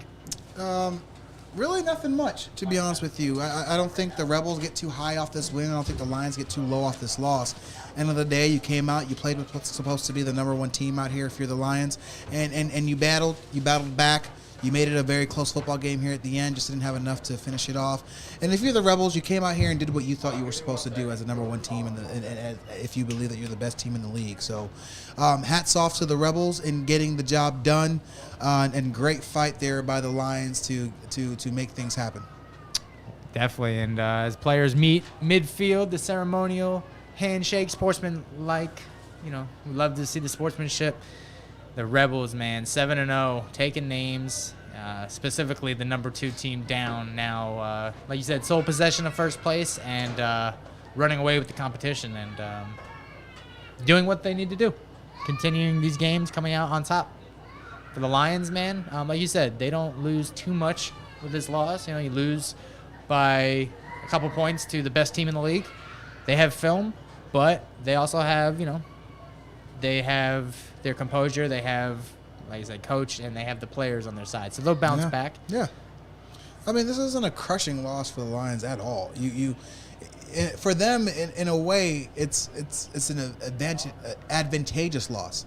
I mean, if there is one, they came out here, they kind of saw what the Rebels got to throw at them. They didn't really get a chance to do all of what they wanted to do because of the turnovers and the fumbles, right? So they didn't get a chance to showcase their whole playbook. They came back. They made it a 17-21 ball game with a chance to go for an onside kick and win. So if you're the Lions, you lost this football game, though, but you saw how you measure up, and you get the chance to look at this film, reevaluate, and then finish the season strong and come back in the playoffs ready to compete for the championship. And with that being said, again, congrats to all the teams that walked away with the W. We finally got the final score of the Hawks-Tigers game, and congrats to the Hawks for taking care of the Tigers 8-0. So to add to the winners list, we got the Phantoms, the Headhunters, the Thunder, the Owls, the Bucks, Silverbacks, and Hawks. And as we just saw, the Rebels all taking care of their competition tonight. Congratulations to the winning teams. For the losing teams, hopefully staying healthy and hitting the film room to bounce back next week. As for AzCFL Game of the Week, tune in throughout the week for our Cactus Media X content, and come back next week as we'll be here for Game of the Week. Jesse Burke, J.R. Warner, AzCFL, Cactus Football League. We're in the books. One more thing before we do get going. I'd just like to take the time to thank everybody who reached out to me over social media, knowing that I was going through a hard time with my family. A lot of people from this community decided to reach out and give their condolences to my family. I did lose an uncle this week, an uncle that was also like a father to me. Again, thank you guys. I appreciate you guys. This is the only time I've kind of spoken is during this broadcast this week. Again, I do appreciate everyone that's reached out. I'll get back to each and every one of you guys individually. Again, thank you. And thank you for joining me, man. For AzCFL Game of the Week, we're signing off. Any other use of this telecast, or any pictures, descriptions, or accounts of the game without Cactus Media X or Arizona Cactus Football League's consent is prohibited.